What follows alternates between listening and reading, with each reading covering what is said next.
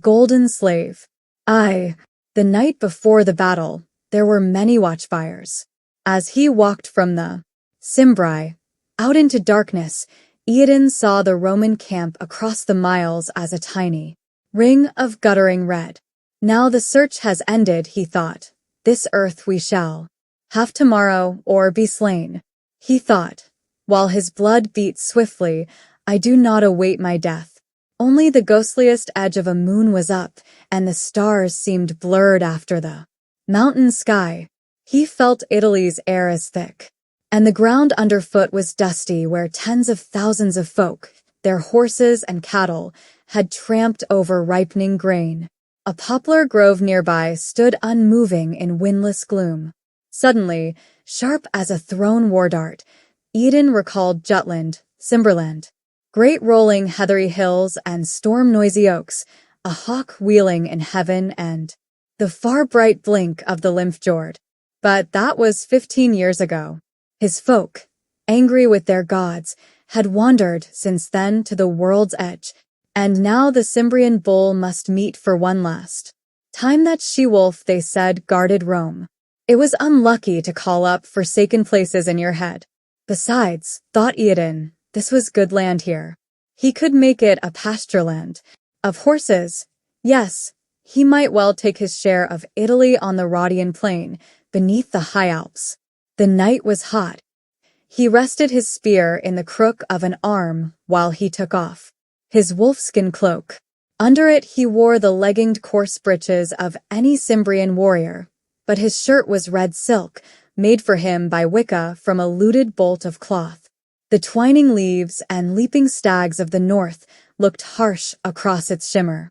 He wore a golden torque around his neck, gold rings on his arms, and a tooled leather belt heavy with silver god masks.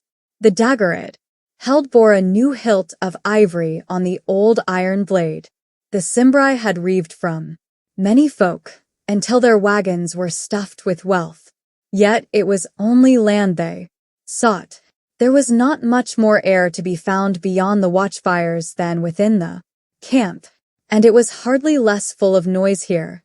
The cattle lowed enormously outside the wagons, one great clotted mass of horned flesh.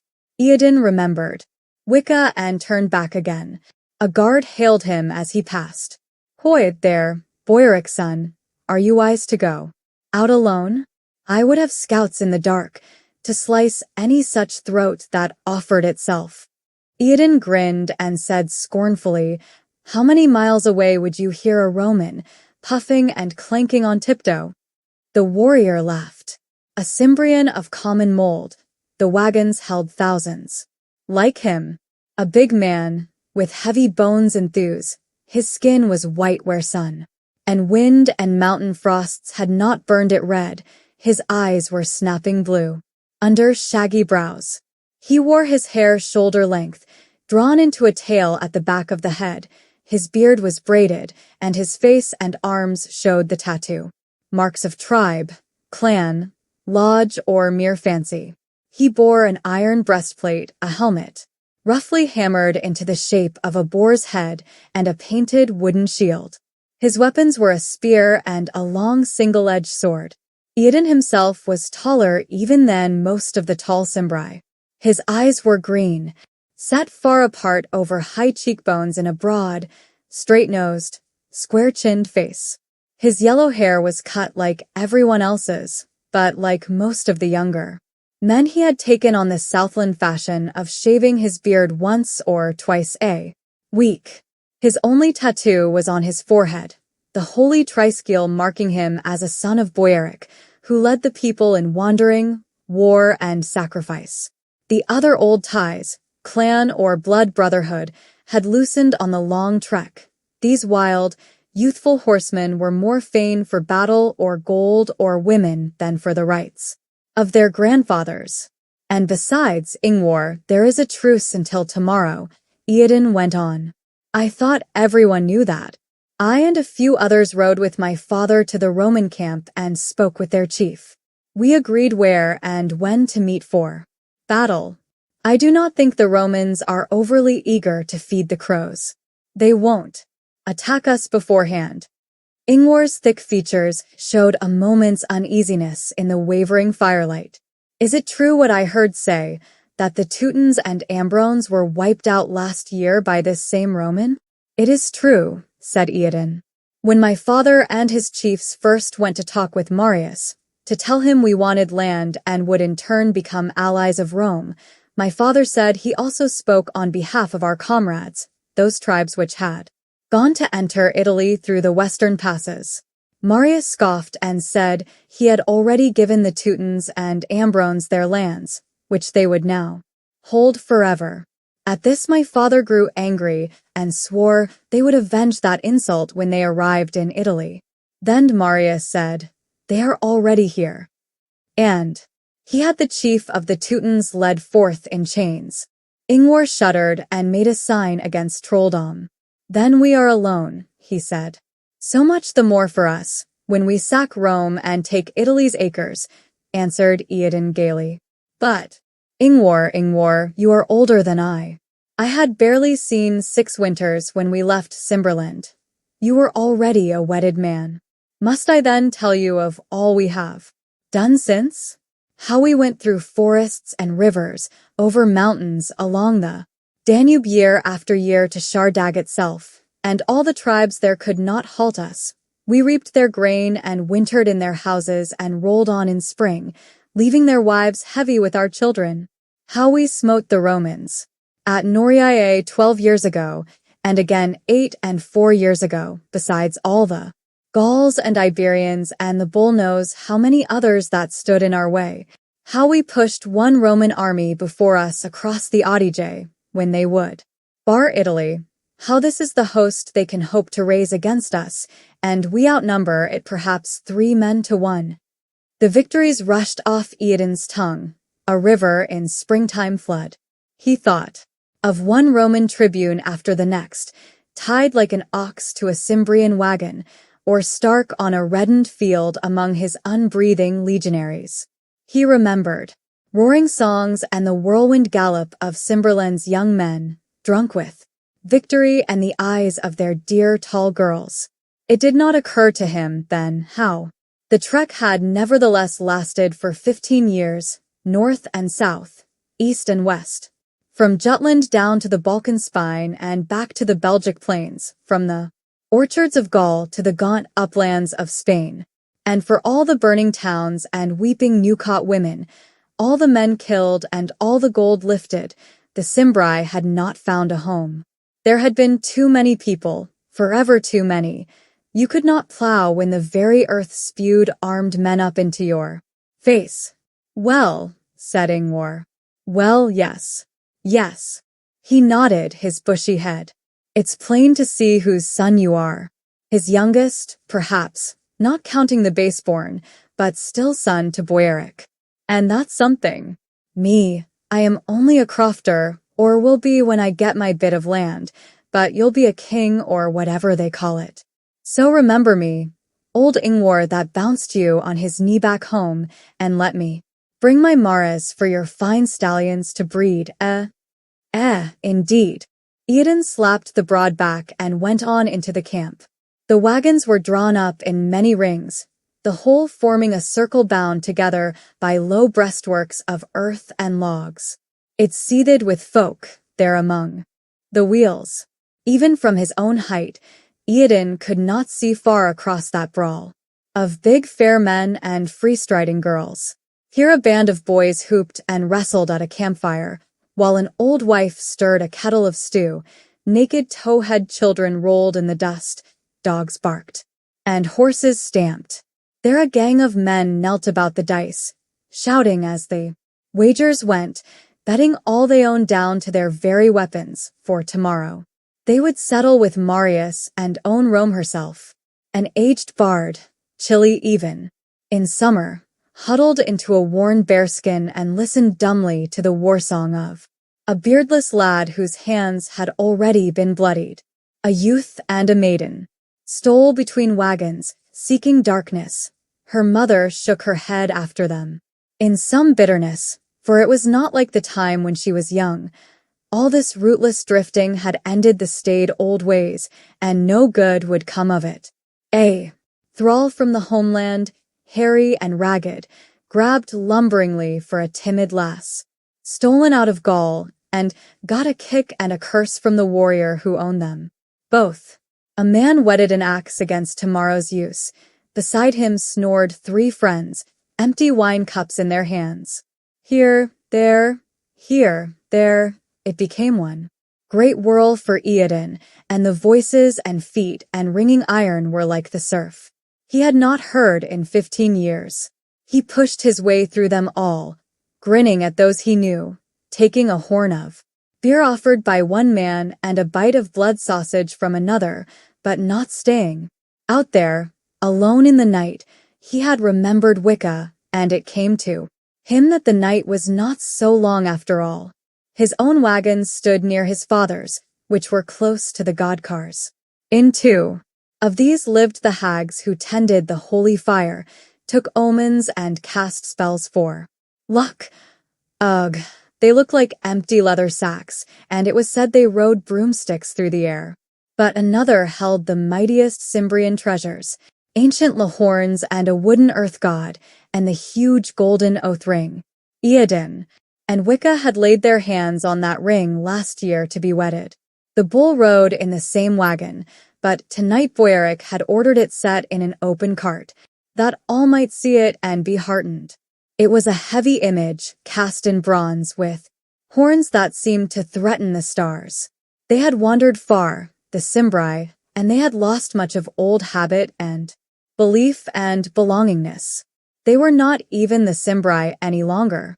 That was only the chief tribe of many which had joined their trek. There were other Jutes, driven from Jutland by the same succession of wild wet years when no harvest ripened and hail fell like knucklebones on Midsummer Eve. There were Germans gathered in along the way, Helvetians from the Alps and Basques from the Pyrenees, neighbors to the sky, even adventurous Celts, throwing in with these newcomers who so merrily ransacked all nations. They had no gods in common, nor did they care much for any gods. They had no high ancestors whose barrows must be sacrificed to. They had not even a single language. Red Boyaric and the bull held them together. Eodin, with scant reverence for anything else, shaded his eyes in awe as he passed the green, horned bulk of it. Then he saw his own wagon and his best horses tethered beside it. A low fire was burning, and Flavius was squatting above it, poking with a stick. "Well," said Eodin, "are you cold? Or afraid?" The Roman stood up, slowly and easily as a cat. He wore only a rag of a tunic, thrown him one day by his master, but he wore it like a toga in the Senate. Men had advised Eodin not to trust such a thrall, stick a spear in him, or at least beat the haughtiness out, or one day he'll put a knife in your back. Eodin had disregarded them. Now and then he would knock Flavius over with a single, open-handed cuff when the fellow spoke too sharply, but nothing worse had been needed, and he was more use than a dozen shambling northern oafs. "Neither," he said. "I wanted a little more light, to see the camp better. This may be my last night in it." "Hoy," said Eodin. "Speak no unlucky words, or I'll kick your teeth in." He made no move against the Roman. War or the chase were one thing, beating those who could not fight back was another, a distasteful work. Eodin laid the whip on his thralls, less often than most. Lately he had given Flavius the job, and the Roman had shown Roman skill at it. "After all, master, I could have meant that tomorrow we will sleep in Vercelli, and a few nights thereafter in Rome." Flavius smiled, the odd closed-lipped smile with drooping eyelids that made Cimbrian men somehow raw along the nerves, but seemed to draw Cimbrian women. In his mouth the rough, burring northern language became something else, almost a song. He was about 10 years older than Eodin, not as tall or as broad of shoulder, but more supple. His skin was nearly as fair, though his hair curled black. His face was narrow, smooth, with wide red lips, but his jaw jutted, and his nose was curving, chiseled beauty. His rust-colored eyes had lashes a woman might envy. For years as a Cimbrian slave had put certain skills in his hands, but did not seem to have dulled his gaze or numbed his tongue. Eden gave him a hard stare. If I were you, not tied to the wheel tonight and my fellows close by, I'd slip from here. You'd have a better chance of escaping now than you ever had before. Not a good enough chance, said Flavius. Tomorrow you will win and I would be scourged or killed if caught. Or the Romans will win and I shall be released. I can wait. My folk are older than yours. You are a nation of children, but we are schooled in waiting. Which makes you less trouble to me, laughed the Cimbrian. You can be my overseer when I build my garth. I'll even get you a Roman wife. I told you I have one. Such as she is. Flavius grimaced delicately. Eden bristled. It meant nothing for Flavius to bed with thrall women. Any man would do that if no better were to be had. The ugly, hardly understandable gossip about boys could be overlooked. But a man's wife was his wife, sworn to him in the sight of proud folk. Even if he did not get on with her, he was less than a man for speaking her name badly before others. Well, what is the Roman consul's name? Went on Flavius. Not Catulus, whom you beat at the Odio, but the new one they say has been given supreme command. Marius. So. Gaius Marius, I am sure. I have met him. A plebeian, a demagogue, a self-righteous and always angry creature who actually boasts of knowing no Greek, indeed. His one lonely virtue is that he is a fiend of a soldier. Flavius had murmured his remark in Latin. The Cimbric, the speech of barbarians, could not have been used to say it. Eden followed him without much trouble. He had had Flavius teach him enough Latin for everyday use, looking forward to the day when he dealt with many Italian underlings. Eden said, "In my baggage cart you will find my chest of armor. Polish the helmet and breastplate. I would look my best tomorrow." He paused at the wagon. "And do not sit close to hear." Flavius chuckled. I see what you have in mind. You are to be envied. I know all Aristotle's criteria of beauty, but you sleep with them. Eden kicked at him, not very angrily. The Roman laughed, dodged and slipped, off into darkness. Eden stared after him for a little, then heard him strike up a merry melodious whistling. It was the same air Gnaeus Valerius Flavius had been singing at Orazio in Gaul to hearten his fellow captives. That was after the Cimbri had utterly smashed two consular armies, while Boeric was sacrificing all the prisoners and booty to the river god. But the hagwagon had stunk of blood. Eden had been a little sickened, as one helpless man after another went to be hanged, speared, cut open, and brains dashed out. The river had been choked with the dead. He had heard Flavius singing. He did not know Latin then, but he had guessed from the kind of laughter the Romans had laughed, waiting to be murdered, that the words were bawdy. On an impulse, he had bought Flavius from the river for a cow and calf. Later he had learned that he now owned a Roman of the equestrian class, educated in Athens, possessor of rich estates and tall ambitions, serving in the army as every well-born Roman must. Eden went up 2 steps and drew aside the curtain in his doorway. This was a chief's wandering home, drawn by 4 span of oxen, walled and roofed against the rain. What is that? The low woman voice was taut. He heard her move in the dark wagon body among his racked weapons. "I," he said. "Only I." "Oh." Wicca groped to the door. The dim light picked out her face, broad, snub-nosed, a little freckled, the mouth wide and soft, the eyes like summer heavens. Her yellow hair fell so thickly past the strong shoulders that he could hardly see her crouched body. "Oh, Eden, I was afraid." Her hands felt cold, touching his. Of a few Romans, he asked. Of what could happen to you tomorrow, she whispered. And even to Othric. I thought you would not come at all tonight. His arms slipped down under the wheaten mane, across her bare back, and he kissed her with a gentleness he had never had for other women. It was not only that she was his wife and had borne his son. Surely it was not that she also came of a high Cimbrian house. But when he saw her, it was like a springtime within him, a Jutland spring in lost years, when the maiden drove forth garlanded under blossoming hawthorns, and he knew that being a man was more than mere war readiness. I went out to look at things, he told her, and spoke with some men and with Flavius. So, I fell asleep, waiting. I did not hear. Flavius sang me a song to make me sleep when I could not. He had first made me laugh, too. Wicca smiled.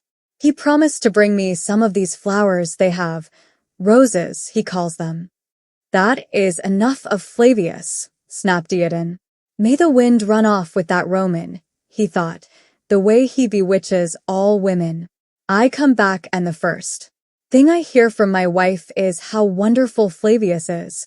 Wicca cocked her head. Do you know, she murmured, I think you are jealous? As if you had any reason. She withdrew.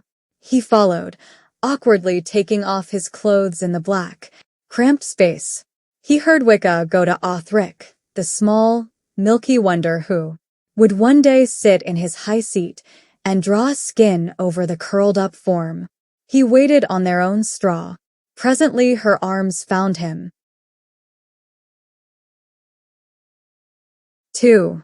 The Cimbri met the joint forces of Marius and Catullus on the Rhodian plain near the city Vercelli. It was on the third day before the new moon in the month Sextilis, which is now called August.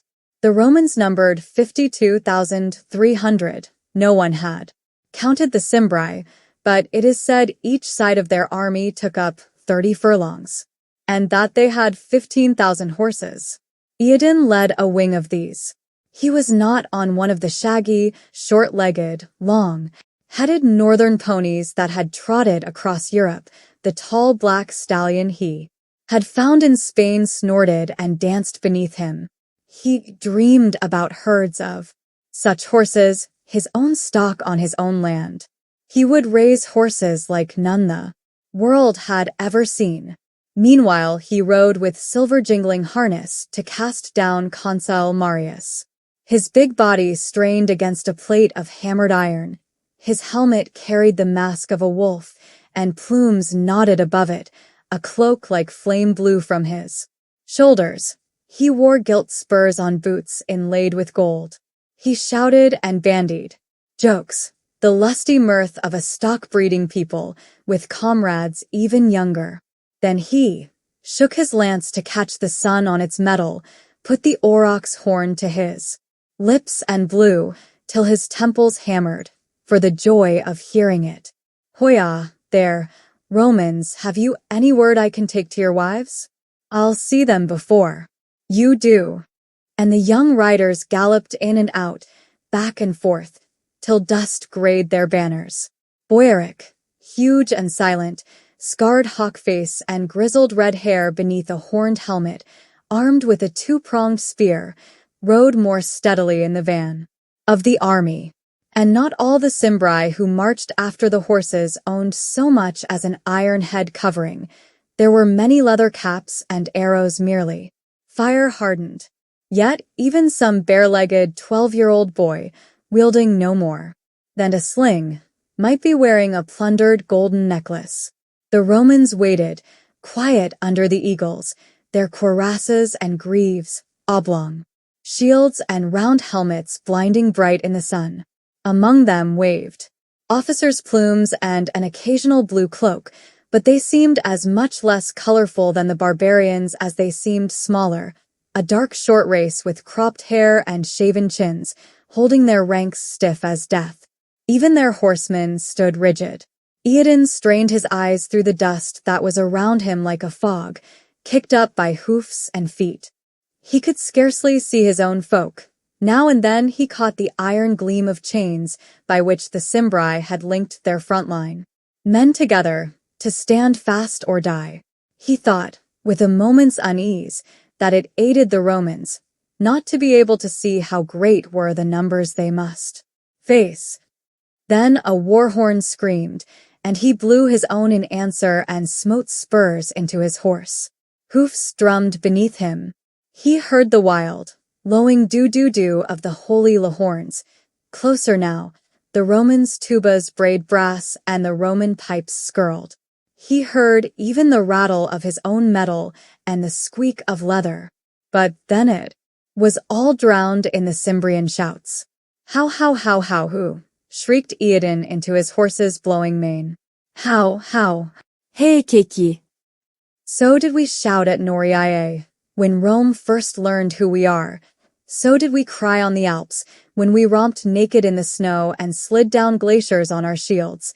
So did we howl as we ripped up a forest to dam the Adige, break the Roman bridge and wring the eagle's neck. He-hoo. It was a blink of time, and it was forever, before he saw the enemy cavalry before him. A shape sprang out of whirling gray dust, a shadow, a face. Iadon saw that the man's chin was scarred. He reached into his belt, whipped out one of his darts, and hurled it. He saw it glance off the Roman cuirass. He veered his horse to the right and shook his lance as he went by. Around him it was all thudding and yelling. He only glimpsed the Roman charge, fragments through the dust, a helmet or a sword, once the eye of a horse. He leaned low in the saddle and reached for his second dart. The Cimbrian riders were moving slantwise across the advancing Roman front, and only those on the left actually met that charge. Iadon edged toward the fighting. A mounted man loomed up, sudden as a thunderclap. Iadon threw the dart. It struck the Roman's horse in a nostril, and blood squirted out. The horse screamed and lunged. Iadon knew a moment of reproach. He had not meant to hurt the poor beast. Then he was upon the enemy. The fellow was too busy with his frantic mount to raise shield. Iadon drove his lance two-handed into the man's throat. He toppled from his seat, and the shaft was almost wrenched from Iadon's hands. With a single harsh movement, he freed it, nearly falling himself. Another shape came out of the racketing dust. Iadon was able to see this one more clearly. He could have counted the iron bands of the cuirass, or the iron-studded leather strips falling down the thighs above the kilt. He braced his lance in his hands and waited. The Roman came in at a trot. His shaft struck out. Iadon parried it, wood smote dully on wood. The horses snorted and circled while their riders probed. The Roman's steel hit Iadon's shield, where it hung on the Cimbrian's arm, and stuck there for a tiny moment. Iadon grabbed the lance with his left hand and shoved his own weapon forward, clumsily, with his right arm. The Roman's shield blocked him. Iadon whipped his shaft down like a club, and it hit the Roman's knee. The man yelped and dropped his shield. Iadon's iron went through his jaws. The Roman fell backward, dragging the lance with him, strangling in blood. His horse bucked, brought down a chance hoof, and cracked the wood across. Panting, Iadon drew his sword and looked about. He could dimly see that men were skirmishing through dust and heat. The bull help us, but it was hot, and that the battle was moving toward the Cimbrian right. Sweat runneled from him, stung his eyes, and drenched his padded undergarment. He should have been crowing his victory. 2 men slain for certain. It was not often you knew what a blow of yours had done. But he felt too choked in the dust. He rode after the fight in search of an enemy. Boioric's plan had worked, to draw the Roman horse away, while the Cimbrian foot struck their center. He could hear the screeches and hammering as men battled on the ground. He could not see it. Slowly his mount gained speed. He was riding at gallop when he saw the knot of men 2 Romans a horse were circling about 4 dismounted Cimbri, who stood back to back and glared. Eodin felt the heart spring in his breast. Yao. How? He whirled the great iron blade up over his head and charged. The nearest Roman saw him and had time to face the attack. Eodin struck down, two-handed, guiding the stallion with his knees.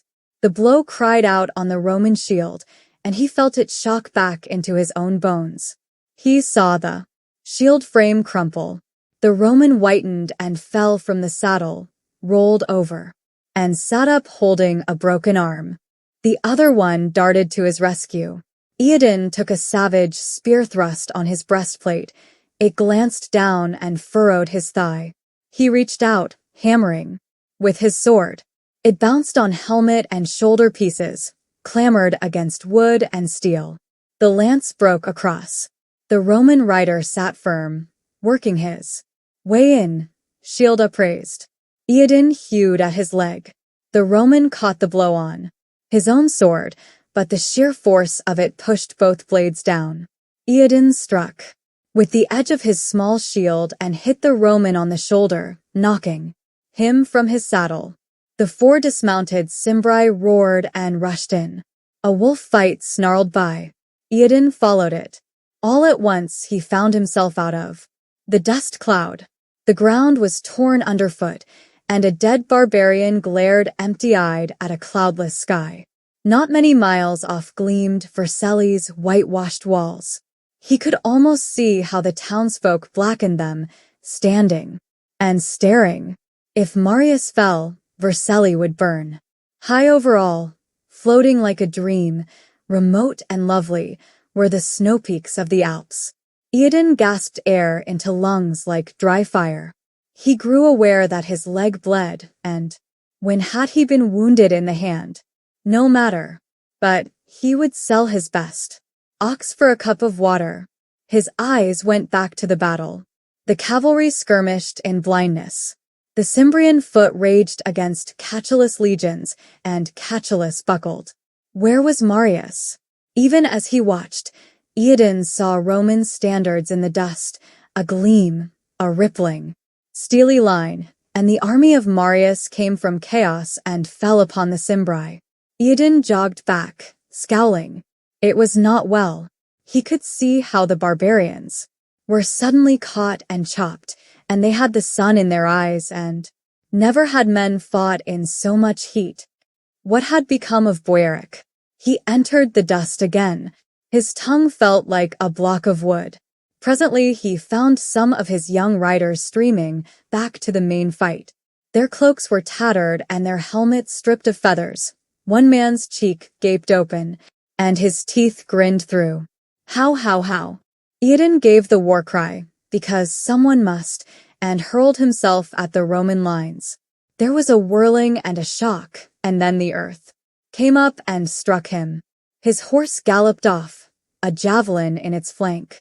Eodin cursed, rose to his feet and ran to the Cimbrian foot. Behind the chained first rank he saw men who were stabbing with spears, hewing with axes and swords, throwing stones and shooting arrows. They leaped into the air, howled, shook their tawny manes, and rushed to do battle. The Romans stood firm, shield by shield, and worked. Eodin reached the front-line flank of the Cimbrian host. He faced a dimly seen foe. The sun in his brows blinded him almost as much as the dust and sweat. He heard a whistling, like the wind before rain, and felt 3 thumps in his shield. The Romans had launched their mass javelins. Cimbri clawed at whetted iron in their flesh. Eodin was unhurt, but his shield was useless. What new trick was this? Only one metal pin left in the javelin head. It was bent and held fast by its crooked point. He could not wrench it free. He knew a chill. This Marius had thought of such a trick. Casting his shield from him, Eodin joined the charge. Elsewhere the invaders were already locked face to face with the enemy. Now this part of their host met him. Eodin struck at a shield. His sword was blunted. It would not bite. A Roman blade flashed at him. He dodged it, planted his feet. Wide and hewed, two-handed. A Roman helmet stopped his swing. He heard neckbones snap across. The man crashed to the ground. One behind him stepped into line. The legion advanced. Gasping, Iadon retreated. It was a hailstorm of blows now. Shouts, shocks, no. More war cries for lack of breath, but always the din of weapons. And the rising. Wildcat song of the pipes. Where were the luz? No one blew the holy luz. He yelled and struck out. Backward step by step. His boot crushed something, the bones of a face. He looked down and saw it was Ingvar, with a Roman javelin in his armpit. He looked up again from the dead eyes, sobbed and hit through redness at a face above a shield. The Roman had a long thin nose like a beak. And he grinned. He grinned at Iadon. Crash and clang and boom of iron. No more voices, except when a man hooted. His pain. Iadon saw one of the linked Cimbri fall, holding his belly, trying to keep in his bowels. He died. His comrades dragged him backward. The man beside the corpse gasped. A slingstone had smashed his teeth and sat down. A Roman took him by the hair and slashed off his head. For Romans, close together, stepped into the gap and cut loose. The battle banged and thundered under a white-hot sky. Italy's earth rose up in anger and stopped the nostrils of the Cimbri. Iadon slipped and fell in a pool of blood. He looked stupidly at his hands empty. Hands. Where had his sword gone? Pain jagged through his skull. He looked up. The Roman line was upon him. He glimpsed the hairy knees of a man, drew his dagger and thrust weakly upward. A shield edge came down hard on his wrist. He cried out and lost the knife. The shield struck his helmet and darkness clapped down. The legionaries walked over him. He sat up again, looking at their backs. For a little while he could not move. He could only watch them as they broke his people. There was a tuba being sounded. Was it in his head, or did it blow victory for Marius? His wrist was numb. Blood dripped slowly from a forearm gashed across. At least he lived, he thought. The dead around him were thick. Never had he seen so many dead. And the wounded groaned until he sickened of their anguish. He sat there for a while longer. The field grew black with flies. The sun got low. A huge blood-colored shield seen through dust. The Romans took the field, gathered themselves together and quick-marched. After the fleeing, Iadon struggled for wakefulness. He kept slipping back into night. It was like trying to climb out of a watery pit. There was something he must remember. Was it his father? No, surely Boyaric was dead. He would not outlive this day. He would fall on his own double-headed spear if he must. His mother had died too. Years ago. Now let her ghost thank the earth powers for that. And Wicca. It came to him. He reeled to his feet. Wicca, he croaked. Othric. The Romans would take the wagon camp. They would take the camp. The Cimbri would be slaves. Iadon lurched through nightmare across the Rhodian plain. The hurt wailed at him. The gathering crows flew up as he passed and then settled down again. A riderless horse rushed past. He groped for its reins, but it was many yards away. The horizon seemed to shrink until it lay about him like bonds. Then it stretched. Until he was the only thing that was. He heard the fever hum of the world's brain. Under his feet. When he neared the camp, miles beyond the battle, he had to rest for a while. His legs would carry him no more. He had some thought that there would be horses about. He and Wicca and Othric could get away. Oh, the wide, cool Jutland moors. He remembered how the first snow fell in winter. He saw the beaten Cimbri, such as lived, pouring into the camp. He got up again and stumbled among them. The Romans were already over the earthworks, briskly, like men who round up cattle. Iadon went among them somehow. He saw the Cimbrian women stand in black, clothes on their wagons, spears and swords in hand, screaming. They struck at their husbands and fathers and sons and brothers. Coward. Whelp. You fled, you fled. They strangled their own children, threw them under the wheels or the feet of the milling kine. Eodin passed a woman he knew who had hanged herself from the pole of a wagon, and her children were tied dangling at her heels. Men who had thrown away their weapons and saw the Romans gather in there. Folk took what rope they could find. There were no trees here. They must tie themselves to the horns of the oxen, or by the neck to a steer's legs, to die. The Romans worked hard, prodding prisoners into groups, stunning, binding.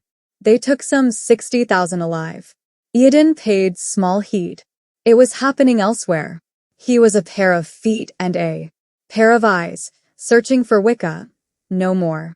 He found her at last. She stood beside the wagon that had been her household. She held Othric to her breast and a knife in her hand. Eodin slipped, fell, picked himself up, fell again, crawled on hands and knees toward her. She did not see him. Her eyes were too wild. He had no voice left to call. Othric, said Wicca. Her words wavered. He could barely hear them above the noise. Good Othric. The hand with the dagger stroked across his fine pale gold hair as he slept in the curve of her arm. Be not afraid, Othric, she said. It is well. All is well. A Roman squad came from beyond the Godcars. There's a beauty. Eodin heard one of them shout. Get her. Wicca sucked in a gasp. She laid the knife at her son's throat. The blade fell out of her fingers. Two of the Romans ran toward her. She looked at them as they neared. She picked up the baby by his ankles and dashed his head against the wagon boards. Othric, she said numbly, and let the thing drop to earth. The Romans, they were both young, hardly more than boys, stopped and gaped. One of them took a backward step. Wicca went down on her knees and fumbled blindly after the dagger. I am coming, she called. Wait for me, Othric. You are too little to go down Hellroad alone. I will come hold your hand. The Roman squad was kicking some of Eodin's thralls toward the main slave group. Their officer looked over his shoulder at the two boys he had sent after Wicca. Snatch her up or she'll kill herself, he barked. You can't peddle dead meat. They broke into a run again. Wicca's hand touched the dagger. Flavius the slave sprang from behind the baggage cart. He put his foot on the knife. Wicca stared like a clubbed animal up into his face. He smiled. No, he said. Eodin hitched himself forward another yard. She had not seen him, even yet. The two legionaries reached her, pulled her erect and hustled her off. Flavius went after them. Presently another Roman detachment came by and three. Early the next year, only a few days after the Feast of Mars had signaled the vernal equinox, they brought an injured slave to the master's house. This was on a Samnian latifundium owned by Gnaeus Valerius Flavius. It was a raw day. Low smoky clouds scud over the fields, with a cold whistle of wind and a few rain spatters. The rolling land lay wet and dark, its trees nearly bare save for a clump of pines. A rutted road gleamed with wind-ruffled puddles, and a few cows and goats, still winter-shaggy, huddled behind the sheds. The field slaves stamped their feet, blew on chafed hands, and bent to their task. No idleness now. This was plowing and sowing time, that the flax might clothe Rome next winter. Their overseers rode up and down the lines, touching back here and there with a skilled lash, but lightly. Today the air did all the needful whipping for them.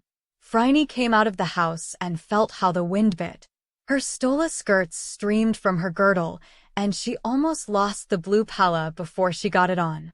Nevertheless, she could not have stayed another hour in the villa. Mistress Cordelia would have it hot as Ethiopia and drown the brazier fumes in enough incense to throttle a mule. as she walked over the sere lawn, smiling to old gardener Mopsus but hurrying on. He was a dear, and so lonely since the master sold his last grandchild and a Greek, but how he talked. She saw two field hands approach. They were common dark men, some or other kind of barbarian, she didn't know what. But the one they supported was something else. She had not seen so big a man in a long time, and his unkempt yellow hair and beard tossed ablaze across the sunless sky. Why, he must be a Cimbrian, one of the very people who had captured Master Flavius in Gaul. It was a Euripidean situation. Phryne went down the hill for a closer look. One of the dark men saw her and bobbed his head with coarse deference. A household slave, personal attendant to the mistress herself, was not common folks. "What is the matter?" asked Phryne. "What happened?" The Cimbrian lifted his head. He bore a strongly molded face, heavy about the jaw and brows but almost Hellenic of nose. His eyes were wide apart beneath a tattooed triskele. How had the yelping barbarians of Thule ever come on that most ancient symbol, and a green color like winter seas? He was white about the lips. His left leg dragged. "He got hurt by a bull," said the first of the dark slaves. The big white stud bull broke out of the pen and come ramping down in the field. Gored one man. "They didn't dare kill him," added the other. "He's worth too much, you see. And we couldn't lay a rope on him. Then this fellow got in, took him by the horns, threw him and held him down till help come." Phryne felt how the blood flew into her face. "But that was wonderful," she cried. "Another Theseus. And only hurt in the leg." The Cimbrian laughed, a short inhuman bark, and said, "I would not have been hurt at all. We used to throw bulls every year at the spring rites, but when those trained pigs of cowherds let him up they held the ropes too slack."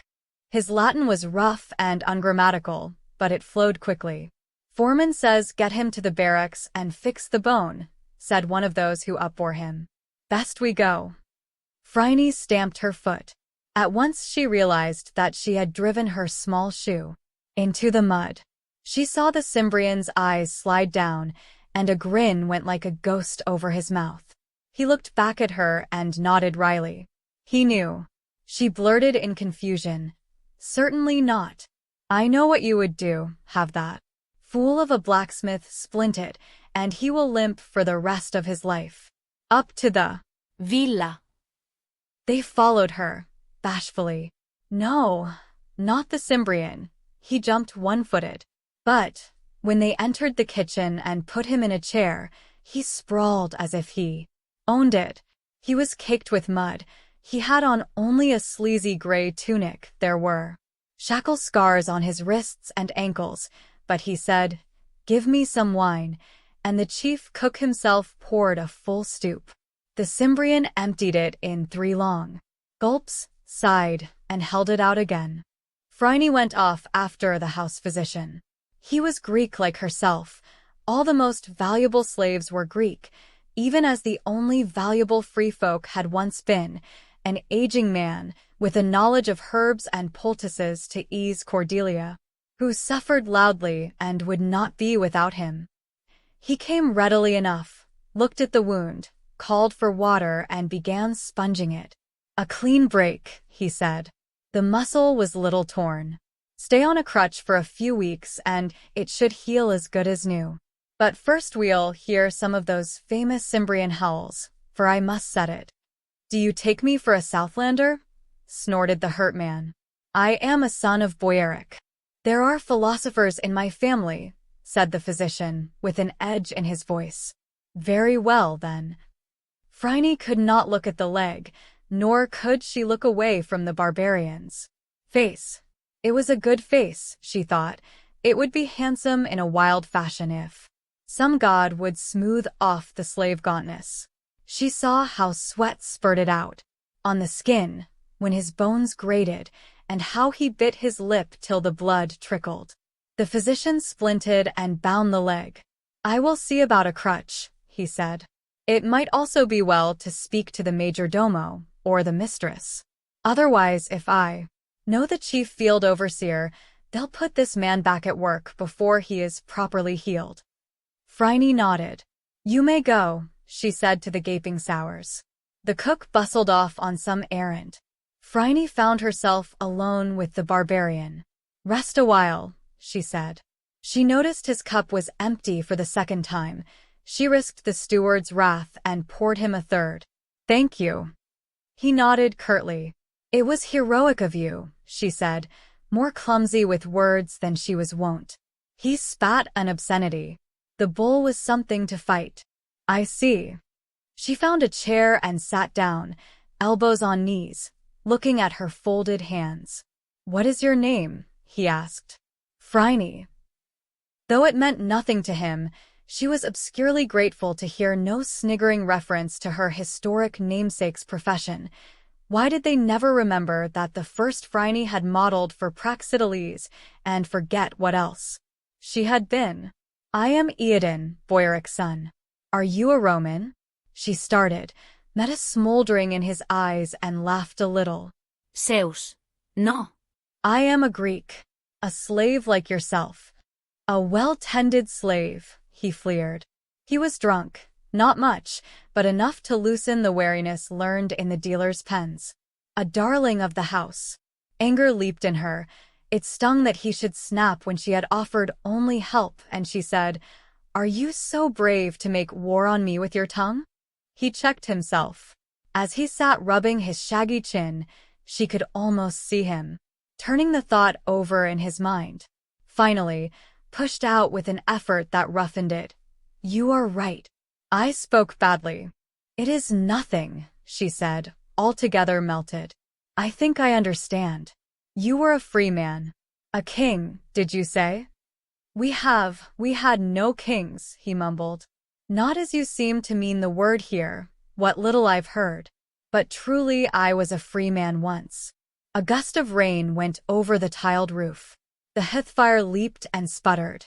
Smoke caught Phryne's eyes, and she coughed and threw back her cloak. Eodin's gaze fixed on her. She knew that look.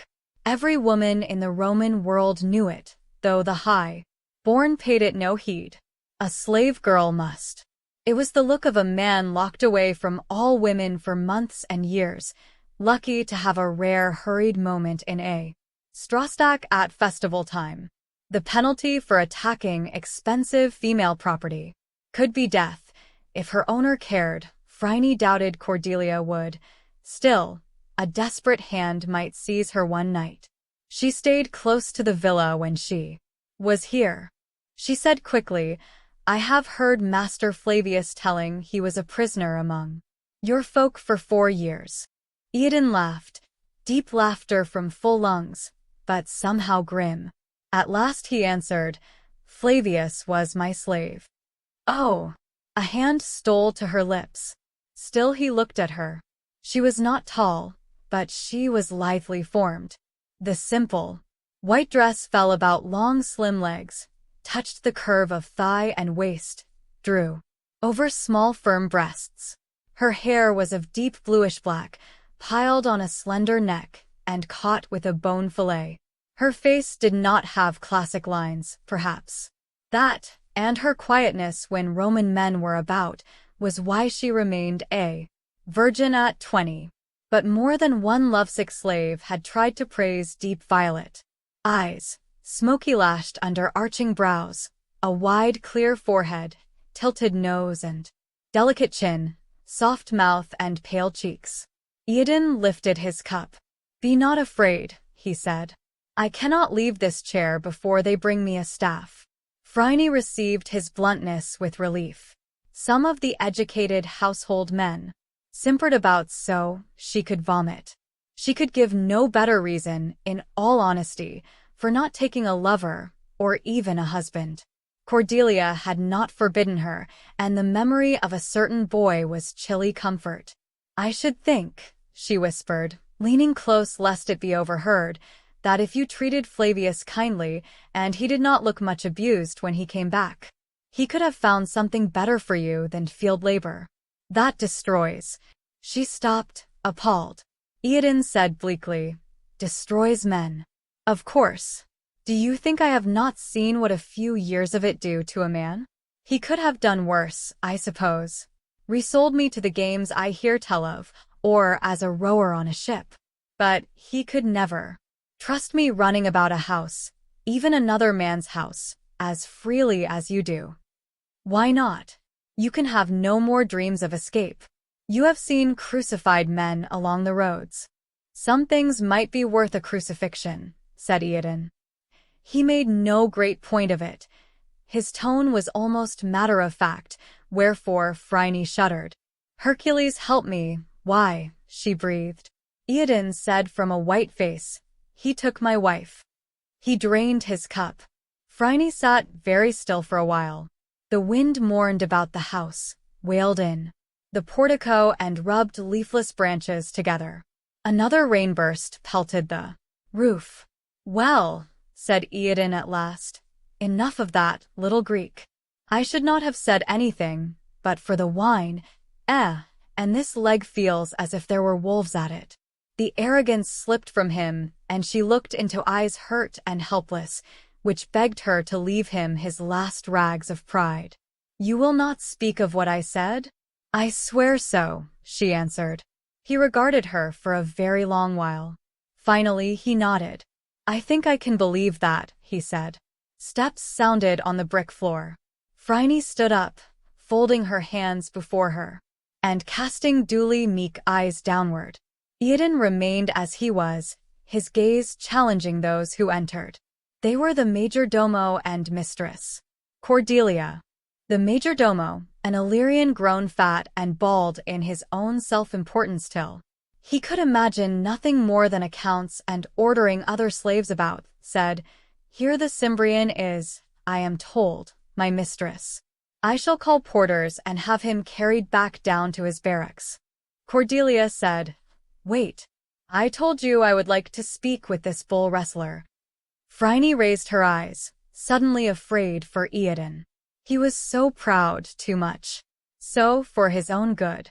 Slaves whom the dealer failed to break inwardly, so that they let him chain their spirits as well as their hands, might sometimes rise high, and even regain freedom, but they were more likely to end on a cross or in the arena. And Eodin was drunk and, oh sea-born Cyprian, he was looking at his owner's wife as he had looked at her. "You are a bold man," said Cordelia. Eodin nodded. She laughed. "And not overburdened with modesty," she went on. "Do not tell me we have another of these barbarian kings." Eodin replied, "If you are Flavius' wife, then we have your husband's one time owner." Phryne's heart seemed to crash to a halt. She stood for a brief space feeling blood drained from her. Now the gods would have their revenge when a man bore his head so high. Cordelia stepped back. For a moment she flushed. She was a tall woman of Etruscan stock, perhaps descended from Tarquin himself and some jewel of Tarquin's harem. 30 years old, she had the fullness of body that would turn to fat in another decade, but was as yet only superb.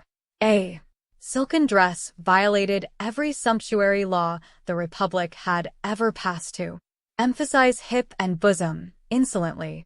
Her hair was thick, its black copper-tinged, her face curve-nosed and heavy-lipped, her eyes like southern nights. She had the taste to wear only one ornament, a massive silver bracelet. The majordomo turned red and gobbled his indignation. Cordelia glanced at him, back at Eodin, then suddenly she laughed aloud. "So this is what he looks like. And my husband, who has wearied Roman dinners this half a year with his stories of the Cimbri, did not bring you to show off." She paused, looked closely into Eodin's face. Their eyes met like swords and murmured, "But I see why." Phryne leaned against the wall. She did not think her knees would hold her unaided. Now they were on a well-marked path. She knew what came next. The final fate of Eodin was hidden. It could be gay or gruesome, but this part of the way was mapped. Young Perseus had entered the Gorgon's lair and come back alive. She wondered why she felt like weeping.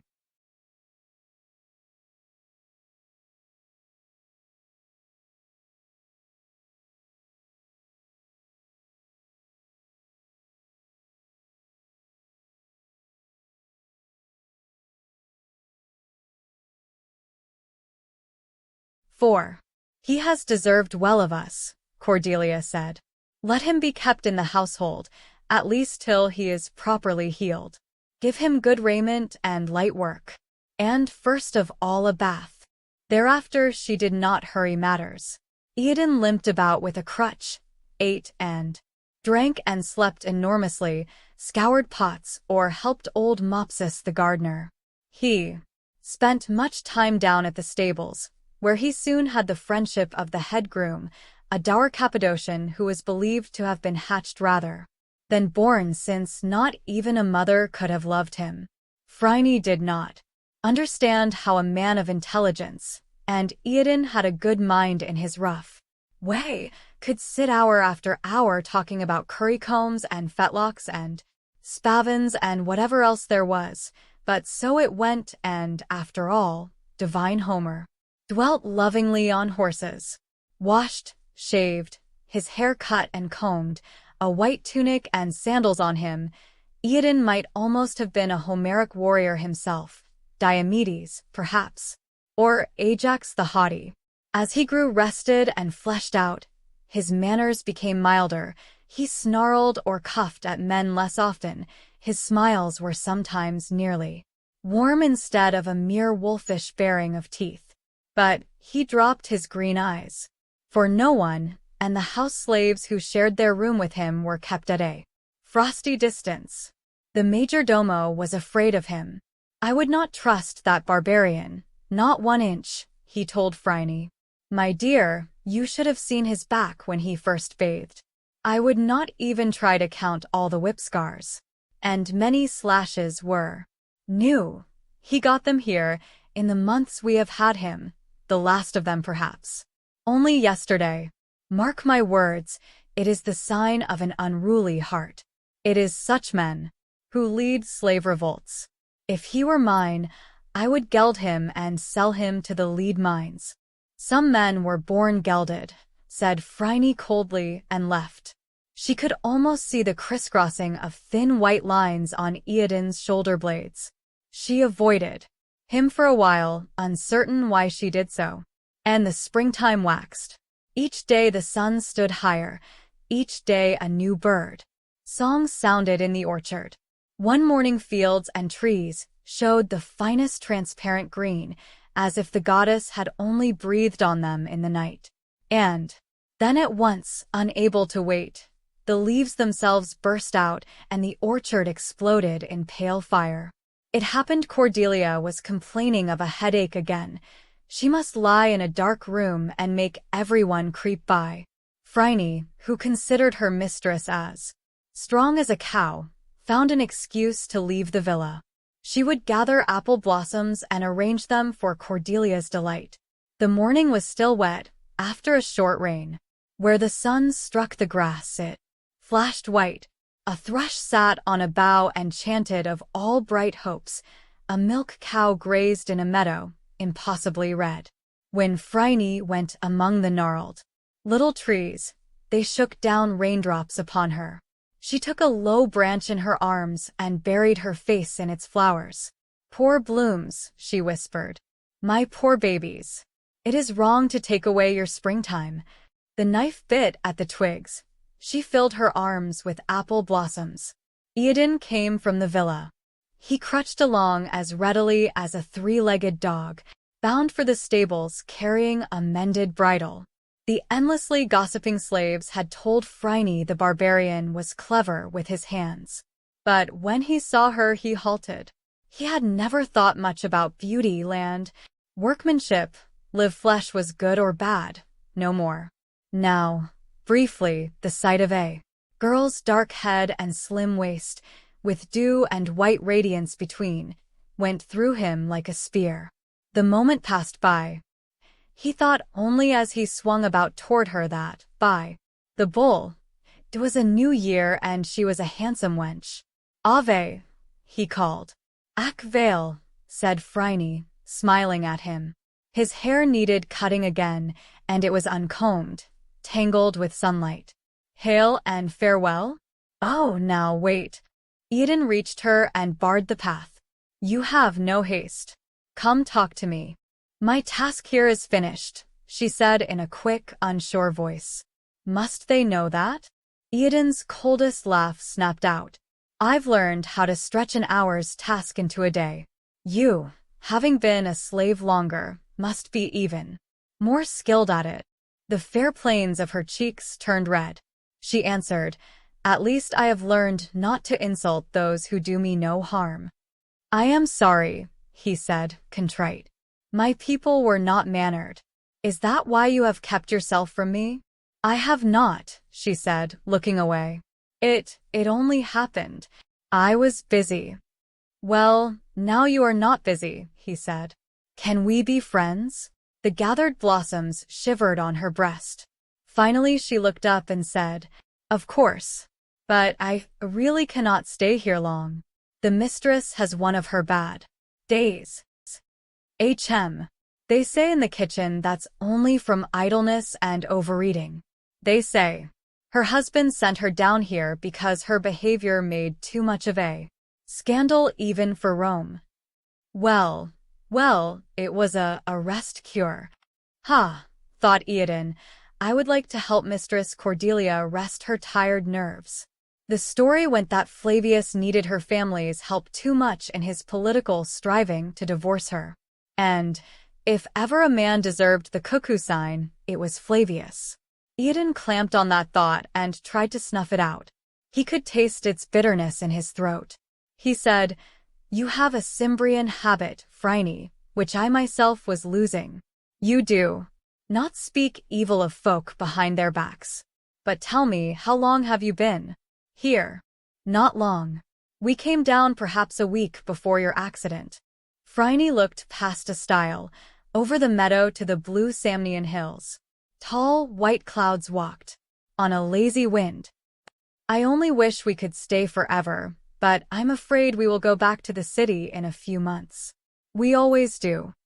How do you stand with the mistress? Asked Eoden. He hitched himself a little closer to the girl. Just what is your position? Oh, I have been her personal attendant for a couple of years. Not a body servant. She has enough maids. Eoden nodded. His thoughts about Cordelia's younger maids were licorice and their eyes had not barred him, but so far there had been no chance. He listened. To Phryne. I am her amanuensis.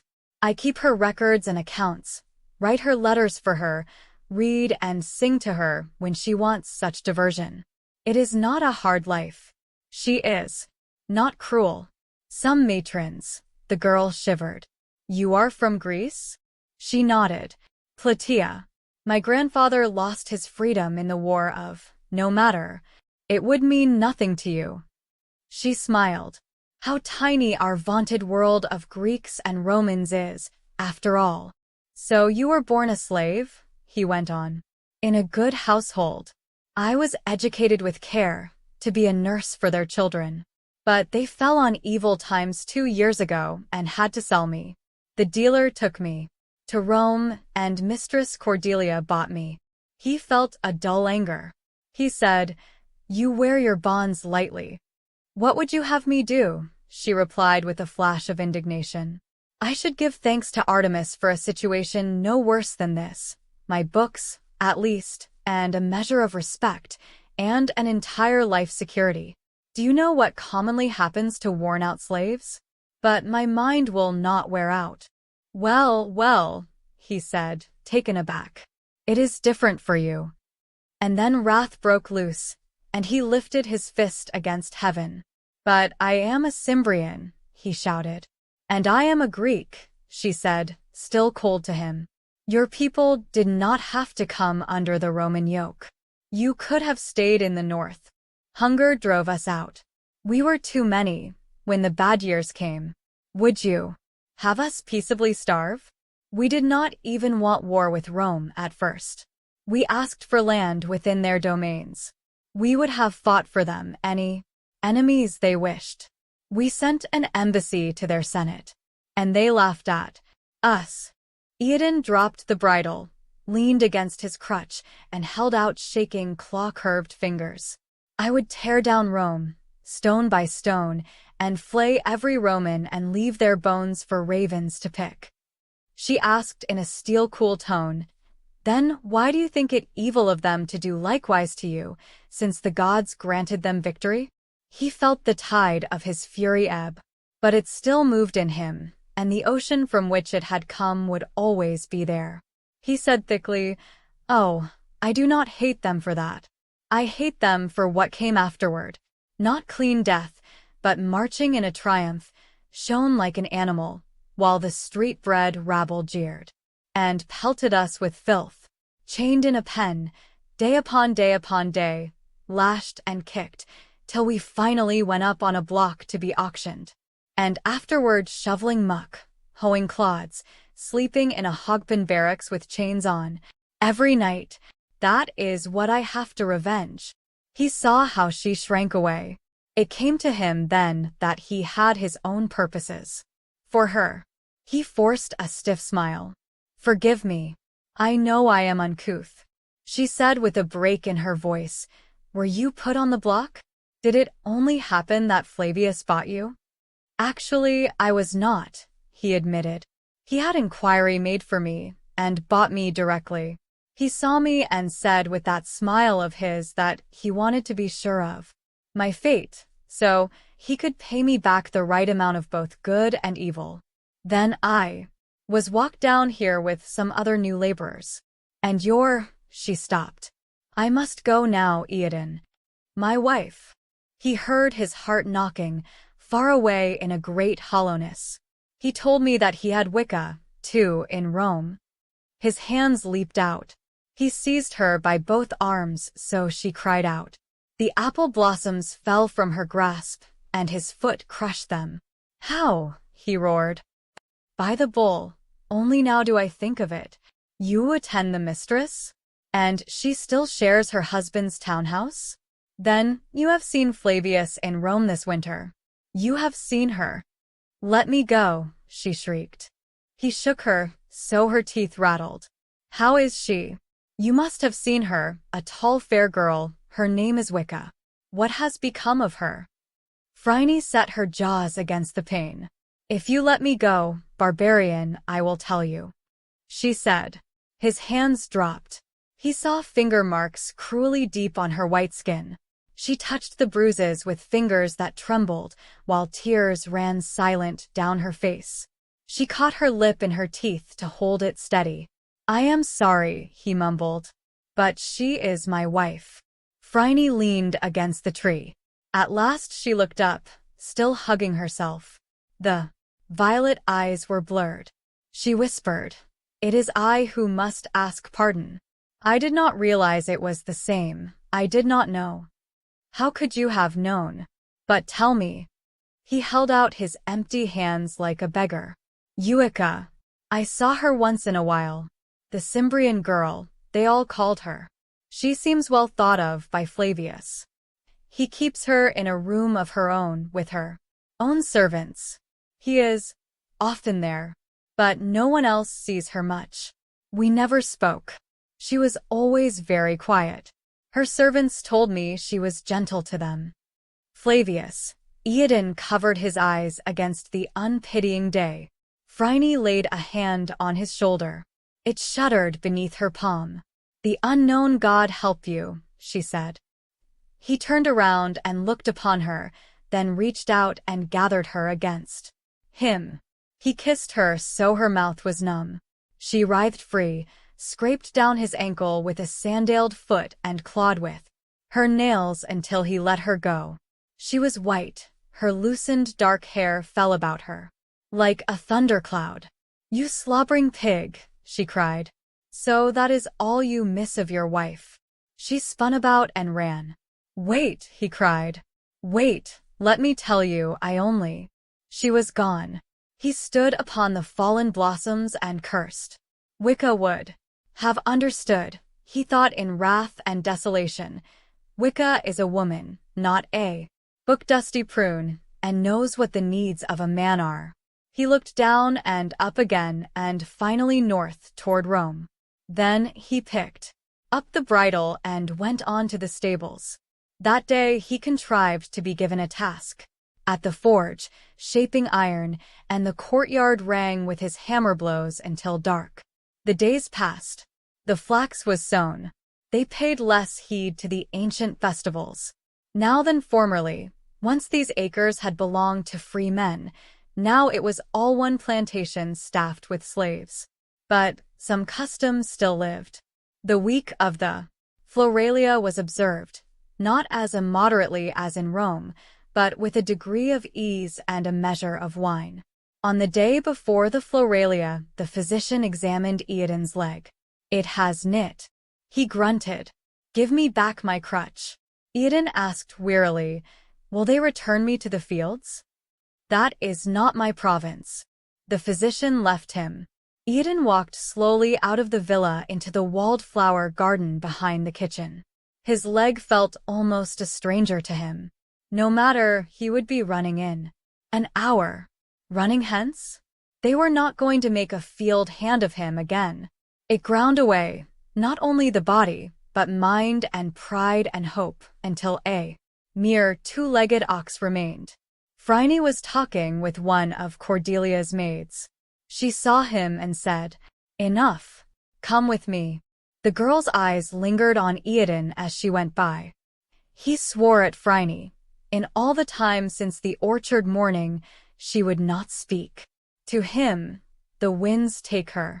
He considered how to get the maid alone. "There you are.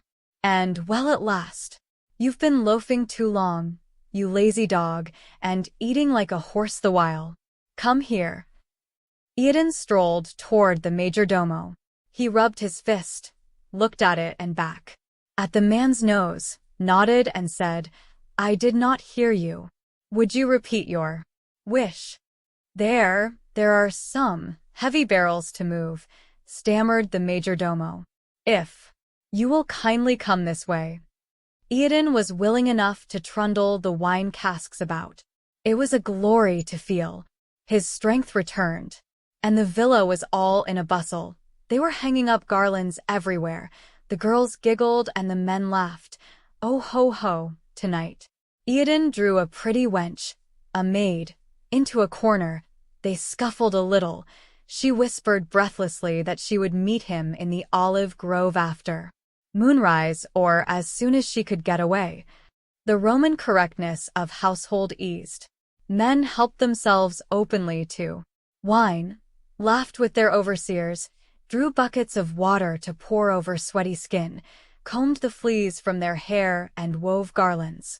Eodin, rolling a great cheese from the storehouse, chanted a Cimbrian march for his friend the groom. High stood our helmets.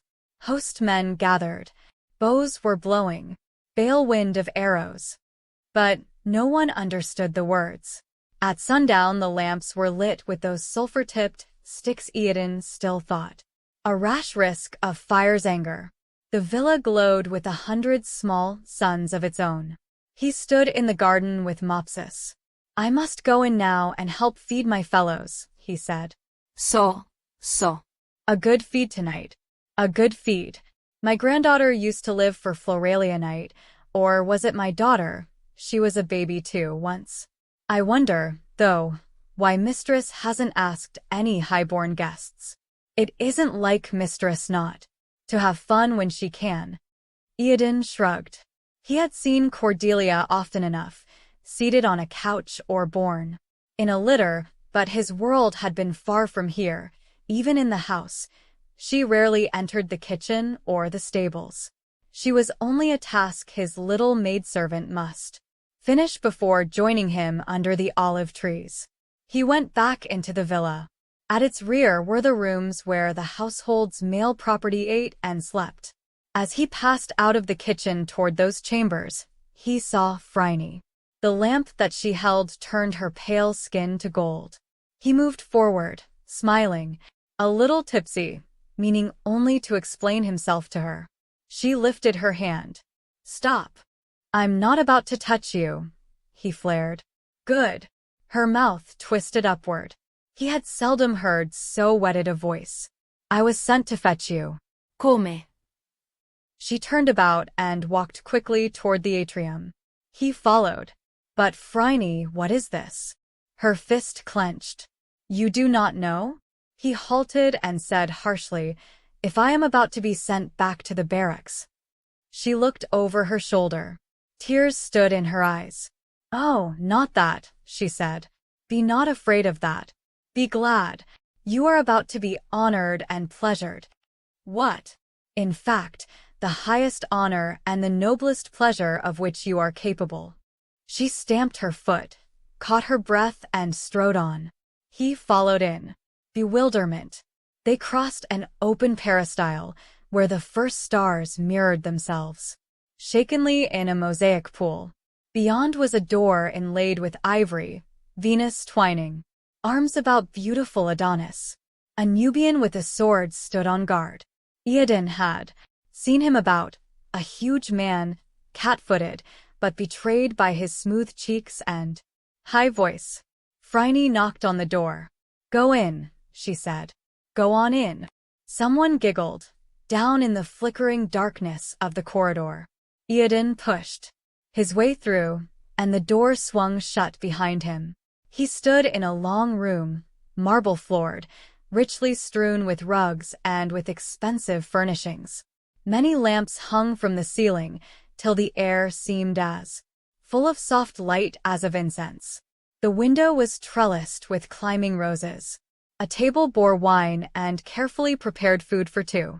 But there was only one broad couch beside it. Cordelia was stretched out on the couch. Light rippled along her gown. It was of the sheerest silk. Her flesh seemed to glow through. She sat up, smiling, so that her copious breasts were thrust at him. Hail, Cimbrian, she said. Iadon gaped. The blood roared in his temples. She stood up, took a big two-handled silver cup and walked across to him. Her gait was a challenge. When she stood before him, he could look down the loose, open front of her dress. Will you not drink with me? She asked. Yes, he said, in his own tongue, for Latin had no such simple way of agreeing. He took the goblet and hoisted it in hands that shook. He was no judge of wine, nor would he have cared tonight, but he noticed dimly that this was smooth and strong. I have watched you go about, said Cordelia. I wanted to thank you for your services, but it seemed best to let your wound heal first. And then today I saw you lift a cask I would have set 2 men to carry. I am very glad of that. He handed her back the cup, still mute. All of it, she laughed. But I wanted to share it with you, as a pledge of friendship. Now we must pour another. Her thigh brushed his as she turned. He gulped for air. Come, she said, took his hand and led him to the couch. The flask gurgled as she poured from it. My husband was wrong to set a king to work in his fields, she went on. For I will not believe you were anything less than a king of your people. Perhaps we two can reach a better understanding, for a while. She looked up at him, slantwise. It will depend on you, largely. She lifted the beaker again. To our tomorrows. May they be better than our yesterdays. They drank in turn. She sat down and drew him beside her. I have tried and tried to pronounce that barbarous name of yours, she said. I will give you another. Hercules? Perhaps. Suddenly her mouth was hot upon his. She stood up, breathing heavily. I meant to eat first, she said, quick slurred words through curling sweet smoke. It would be leisurely, civilized, with much fine play. But that would be wrong with you, I see that now. She reached out her arms. Take off your tunic. Take off my gown. Let us keep the floralia. Much later, when the wine and the food were gone, the lamps burned out and the first thin gray creeping into the eastern sky, she ruffled his hair and smiled sleepily. I will surely call you Hercules. After festival time, the latifundium went back into harness.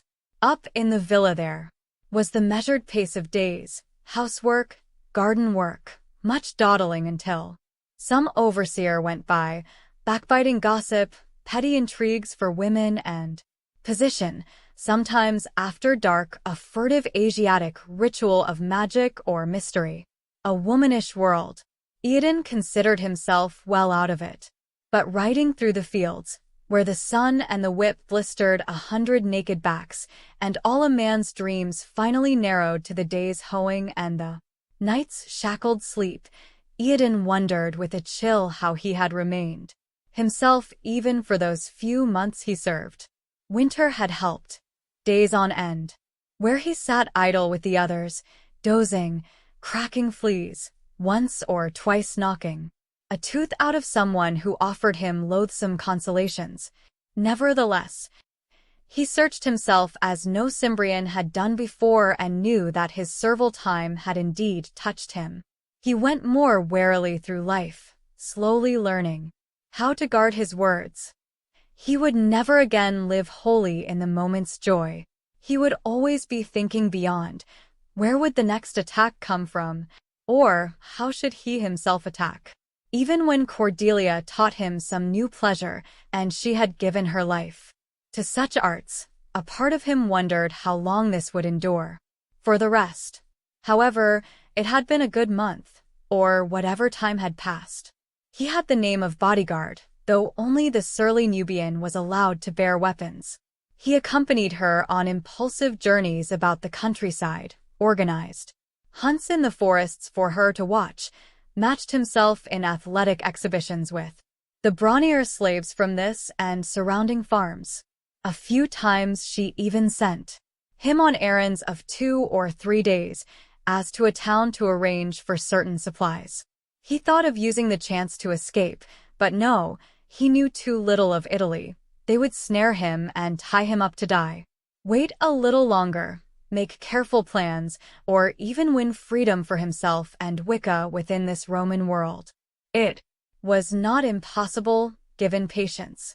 Meanwhile, aloneness with a blooded horse, among hazy hills and through woods where only dryads and charcoal burners dwelt, was a gift to him, almost like being free again. Now, he was coming back from such a trip.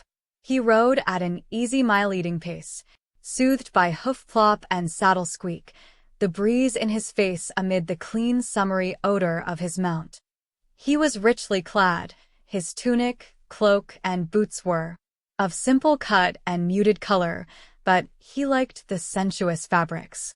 His hair fluttered in the light wind, and he sat straight as a lancer, and when he saw the villa itself, dark against a sky turning pink and gold with sunset, he was close to letting out a Cimbrian whoop. After all, Cordelia. He checked the noise and merely grinned instead, but he set the horse to a gallop, and they came ringing and snorting into the rear courtyard. Oh yeah. Eden jumped to the flagstones, tossed his reins at a stable boy and strode quickly toward the garden gate. The shortest way to the atrium was through the roses. As he passed into their fragrance, he stopped. Phryne was alone between the walls, gathering a few early blooms. A great cloud of hot bronze lifted far, dizzyingly far above her head. The sky beyond it was taking on the color of her eyes. "Hail," he said. She straightened herself. The plain white stola fell in severe folds, but could not hide a deer-like grace. She had not Cordelia's opulence, and she barely reached to his heart, yet it came to him that he had never thought of her as boyish, nor as just a little bit of a thing. Her face, all soft curves and a few pert, nearly rakish angles, stiffened. She turned as if to go, but resolve came back. She continued her work, ignoring him. He did not know why, unless it was that his small journey had given certain unseen chain galls time to heal, but he went toward her and said, "Phryne, if I have wronged you, How can I mend it unless you tell me what I did? Her back was turned, her head bent. Under the softly piled black hair, he saw that her nape was still almost childish. Somehow that filled him with tenderness. She said, so low he could scarcely hear it, "You have not harmed me. Then why have you circled so wide of me? You never answered when I greeted you in passing. You have said me no word in weeks." Her voice rose a little but shook. "Well, some women may be glad of your pawing. I was not." Eoden felt himself flush, as deeply as the western sky. He responded clumsily, "Why have you given me no chance to say what I meant? It was wrong of me to kiss you. I ask your pardon. But I was driven. There was a power in that place. And did I hurt you so much?" Then she looked up at him and said in a tone heavy with unshed tears, "It was chiefly yourself you harmed." Eoden looked away. For a moment he trod from her, up and down a graveled path that mumbled beneath his feet. The bronze cloud cooled toward newly blown roses. In the west, just above the crumbling vine-covered wall, he could see a green streak, unutterably clear. Somewhere a cow lowed, otherwise it was very quiet. Eoden said at last, slowly, word by word, as he hammered it into shape within himself, "I understand. But you do not understand me. They say you are still a maiden. Well, you have called a curse on me for doing something of which you have no knowledge." Phryne's fingers clenched about a rose stalk. The thorns bit. She stared at the bright blood drops, wiped them on her gown in a blind fashion and said through unfirm lips, "Perhaps it is true. I thought one thing of you. When you did something else, that is how you hurt me. But perhaps I have indeed not understood. I am not wont to speak of these matters," he told her with effort. "Among the Cimbri, it was not so twisted together. Wives did not betray their husbands. Husbands, well, a man is otherwise than a woman. He has other needs. I was driven by the powers of earth. The bull was within me that day, Phryne. And more than that, can you understand how it felt to hear you tell what has become of my wife, the mother of my son, whom she killed to keep him free? Can you understand how I would turn for what is the word? Any comfort that you could give, or anyone could, do you see?" he pleaded, facing her with his hands outspread. She rubbed her eyes. "I see," she whispered. He doubled up one fist and smote it softly into the other palm, again and again. "It would help Wicca not a bit if I let the bull roar within me so loud I could think of nothing else," he said. "Indeed, it was a new thought to me, this you bring forth, that what is between a man and his wife, for good or ill, can in any way be changed by whether he sleeps alone or not when she is gone." "I am not so sure of that," she answered. "No man will say it is true of her." When she lifted her face, he saw it was streaked with silent tears. "But I could be wrong. I do know little of these matters," Eoden said, with a sad smile tugging up one corner of his mouth. "Between the time I wed Wicca and the time a year afterward, when we came to the Rodian field, I touched no other woman. It was not that I lacked the chance, but only that none seemed worth the time I could be with her. Will you believe that?" She nodded dumbly. "Well, then." Eoden held out his hand, in the manner he had learned from the Romans. "Shall we be friends?" She caught it tightly. Sunset smoldered to dusk. He could see her as little more than a paler shadow. She said at last, in a tone gone remote from sorrow, "I would not have you think, Eoden, that I ever condemned you because of some dead philosopher's thoughts on chastity. It was that I believed your case was like mine. I have been lonely too, now and then. But I see it was a false hope. No man, no woman ever has the same destiny. We are all pursued by our private furies. Help me remember that, Eoden." he asked her, out of a newly reborn pain. What happened, Phryne? There was a boy in the household at Plataea, she said, still in the small voice that spoke to itself, knowing him only as a shadow under the evening star. He was a slave too, not much older. He walked like the sun before me. We would have had each other somehow. Oh, there are families among slaves. Even a slave can build a home. But then our master's creditors closed in. Antinous went first. I saw him let off. They said he would be shipped to Egypt. Well, she finished wearily, that was 3 years ago. But sometimes at night I still wake up from a dream where he kisses me. Eden's thought was jagged.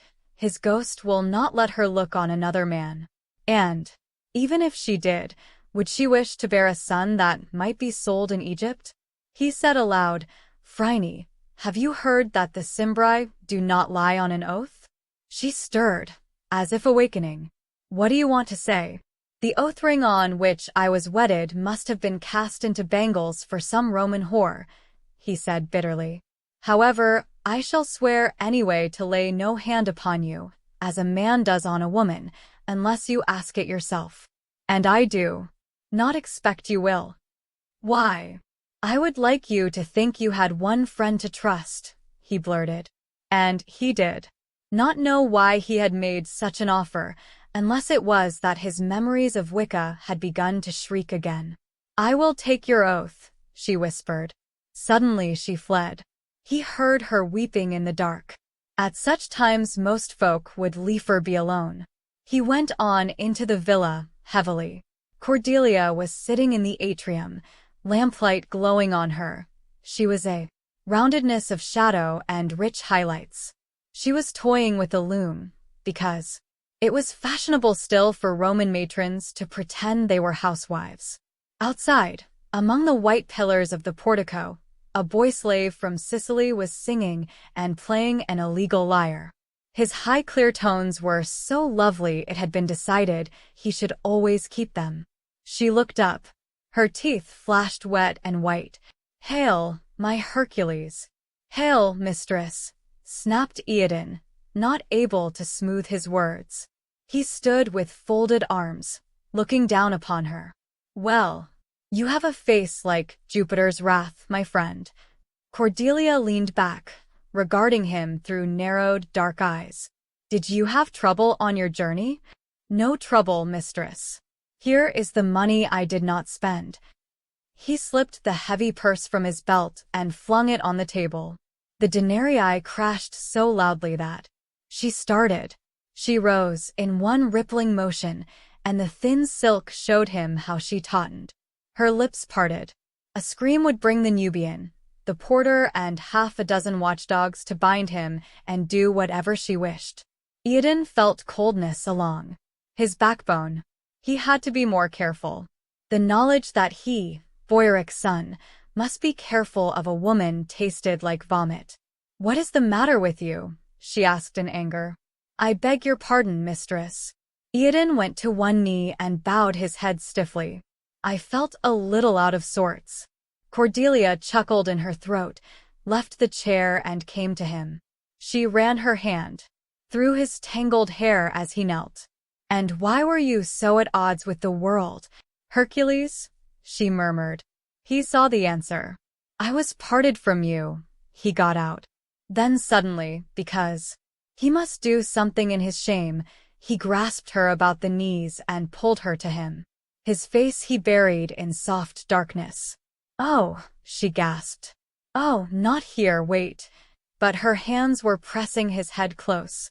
He forced her down to the floor.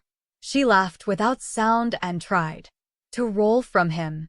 He used his strength to pull her back. The frail spidery silk ripped open in his fingers. Beast, she said, her lips stretched wide, her eyes closed. Outside, the boy faltered for an instant, then recollected his orders and continued. The song. It dealt with a legionary in far Asia, remembering his mother. Afterward, Cordelia led Eodin to her sleeping chamber. A maid brought them wine and cakes. She drooped an eye at him, her mouth quivering faintly upward. And he recalled that once she had agreed to meet him after moonrise. "Hercules," said Cordelia, not heeding the girl at all. She snuggled herself against Iadon's side as they lay on the bed and nuzzled his cheek. "You big crazy Hercules."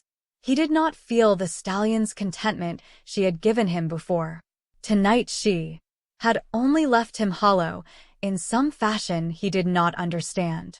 He had never felt he was betraying anyone until now.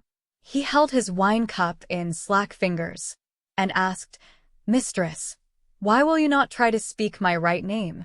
"Because anyone might bear it," she said, "but there is only one son of Alcmene." He could not speak what he really felt, not if he wished to live. But he could at least shake off all canine eagerness to please. He could say bluntly, "Mistress, you have been kind to me, but it was my habit once to give kindness. It hurts to receive it and to make no gift in return." He wanted to roar out, "I am no pet animal, no toy of yours. I am a free man with my own name my father gave me. I am not ungrateful for ease and chains removed and your body. But between us is merely a shallowness. On your part, an amusing few weeks. On my part, a slave scrabbling for what he can get, a slave's sly revenge on his master, and a slave's worry about what will become of him when you grow weary. I will be no more a slave, I will go hence to my wife." But he listened to her say, "Hercules, you have given me more than you know." Startled, he turned to face her. He had not seen her blush before now. It rose up over breasts and throat and cheeks and brow like a tide. Her nails bit his wrist, and she did not meet his eyes. He heard the slurred, hurried tone. "Have you ever wondered why I drink and take men and disgrace myself as well? As my husband? Did you think it was simple idleness and lust? Well, it is in part. I will not say otherwise. But only in part. Flavius forsook me long before I turned on him. He gave me a few weeks, and they were sweet, but then he turned elsewhere. I was locked away to be a proper Roman matron and bear his children. Do you think you are the only slave in this room, Hercules? When I remained barren, he hardly spoke to me. For 9 years, before he went off to be captured by you, he hardly said me a word. And yet it was him the gods had cursed, not me. For here, I turned in my need to a young lad who visited our house now and again, a curly-headed boy who loved me, and by him, I was quickened. It could have been Flavius' son. He could have set the child on his knee. No one had to know. He had my baby destroyed. I could have brought the law on him. Perhaps my lover might have helped. I do not know. Perhaps not. A father has so much power. I did not try. It was better to come out of the woman's world, begin to give my own banquets and have many men, many. I dared have no more children, especially when he was away in captivity.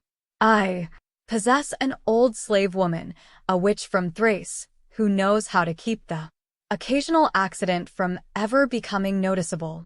I thought it was as well. I did not wish to carry on my own sickness in the world. Let it die with me. Hercules. Her head burrowed into the crook of his arm. She shivered beneath his touch. I found a kind of hope in you. Iadon thought, did Earth's last happy folk leave their bones on the Rhodian plain? Blindly, he drew Cordelia to him. Her hands were cold on his skin, but the rest of her seemed ablaze. And later, humbly, she said, "Thank you." The night wore on. They did not sleep. But it was curious how much they talked, and how dryly, almost like two consuls mapping a campaign, when they were not kissing. "This cannot be too open," she said. "Flavius can endure being whispered about on my account, for the sake of my father's help. An equestrian cannot rise far without some such figurehead. And a Roman wife's affairs with Romans are common enough, but not with barbarians. That would make him a laughingstock, and he would avenge his slain political ambitions more than his honor. After a moment, thoughtfully, and even if his reputation were not harmed, I am unsure what he feels toward you, who owned him. I too, said Eodin, surprised. He had imagined Flavius was grateful at first, after Orazio, and friendly later, and malicious after Vercelli. Now it grew upon him that he had only seen chance waves across a deep and secret pool. Flavius' soul was locked away from him. So we will keep you here, with the title of guardsman, decided Cordelia. He seldom comes to this estate. You can arrange to be elsewhere if he should come. This may take a few months, you realize. I must work on my father and others. I must make sure that when I finally do divorce him, I will come at once under some other man's powerful protection. And, of course, that you come with me. A slow, cruel smile lifted her lips. And that I rule my next household. Some senator, doddering with age and very rich.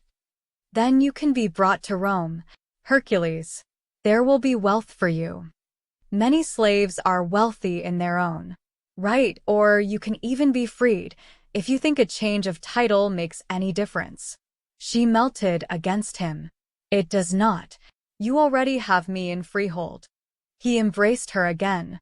As she trembled in his hands, he wondered how much of her speaking was real and how much only the she-animal of this night. He waited until she had rested again and drunk again and returned to him on the bronze bed. Then, as he lay tangled in her hair, he said, "It had taken less courage to charge the Roman army. When can you get release for my wife?" She sprang from him, spitting like a cat. "Do you dare?" she yelled. Eodin stood up, smiling by plan, and said, "I would not forget any friend. Even her. Can she not be bought back or released somehow?" Cordelia paused. Her look grew narrow, as he had seen before. "Do you think of this broodmare as merely a friend?" she asked. Eodin swallowed. He could not answer, only nod. "Then forget her, as you will have to forget all the Cimbri," said the woman in a cold voice. "I will not arouse Flavius' suspicions by speaking of that mop-headed sow he has been wallowing with all winter. Let him sell her to a brothel when he tires of her, as he has done with so many others." Through a shimmering and a humming, Eodin saw how she stood crouched, ready to escape his violence and call for help. Neither of them moved until at last she walked by him, threw herself upon the bed and beckoned him as she would a dog. He came. There was nothing else possible, save to die. Towards sunrise, Cordelia murmured drowsily, "I forgive you, Hercules. We will forget what was said, because of what was done." He made his lips touch hers. "Now good night," she laughed. "Or is it good morning?" He waited until she slept. By the colorless, heartless false dawn she looked blowsy enough, then put on his tunic and stole from the room. He felt the need of a bath and, yes, he would borrow a horse and gallop it for some miles. He was empty with weariness, but there was no sleep in him. Not even when they bound him amidst the wagons had he felt so alone. Eodin. He stopped under the garden wall.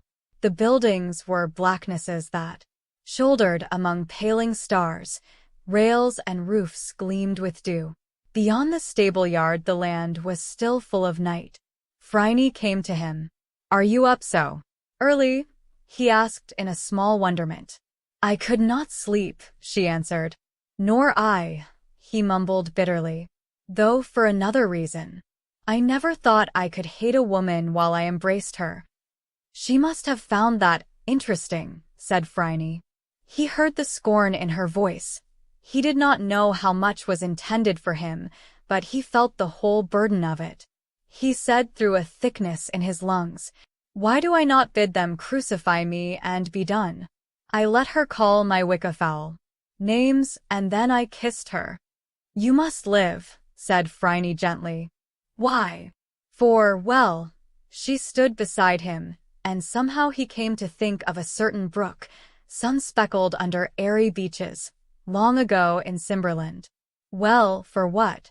Help you can give your wife, she finished, looking straight before her, across the Samnian darkness. Which is none, he groaned. Suddenly it burst within him. As if the sun had taken him full in the eyes, he gasped and cried low, But I can. What? Fear shadowed the face that swung to him. How? Hear me, Phryne, he whispered, rapidly, shaking with the knowledge of it. I will go hence. I know the road to Rome. I walked it the other way last year. I can find his house there and steal Wicca away, and, O bull whose horns are the moon, why did you not make it clear to me before? You cannot. A muted shriek. You do not know the land, the city. Every man who sees you will know your height and hair, and what use will it be, to die on a cross or thrown to wild beasts? Why, if my ghost has any strength at all, it may try again somehow, he said. Or if not, well, I tried once. I gave Wicca a man for a husband to the very end. He lifted his hands to the eastern light, and in Cimberland's tongue he called upon the day and the dark, the wind and sea and all the powers of earth to witness his promise. Phryne flung herself to her knees. Eoden, Eoden, you are a little child among wolves. You know not what you say. I know what I have said, he replied slowly. I have sworn an oath that is not able to be broken. He felt the cold and the wet gloom before dawn close in on him. What had he done, indeed? He thought.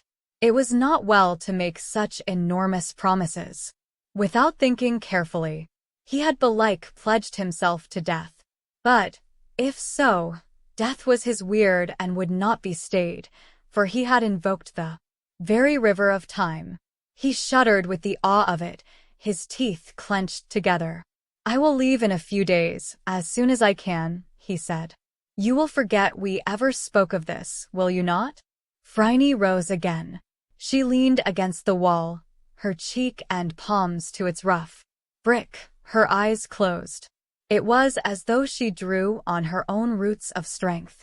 At last, in a faraway voice, she answered him, No, I shall help you.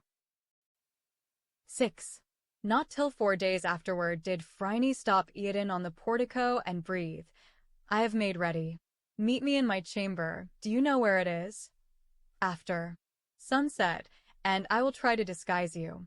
Can you get horses? His heart raced within him.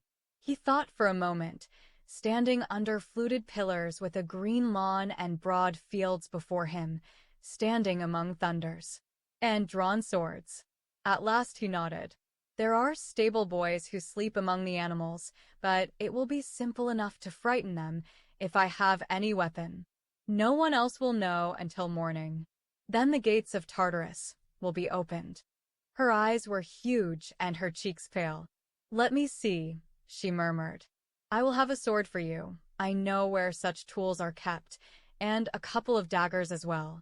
You can overawe the boys. So they let themselves be bound and gagged one by one. Drop a little word here or there, as if in carelessness, to make them think you plan to flee into the mountains. That would be the expected direction, anyhow, to reach Helvetia. Where did you think to go, in truth, after Rome, Eoden?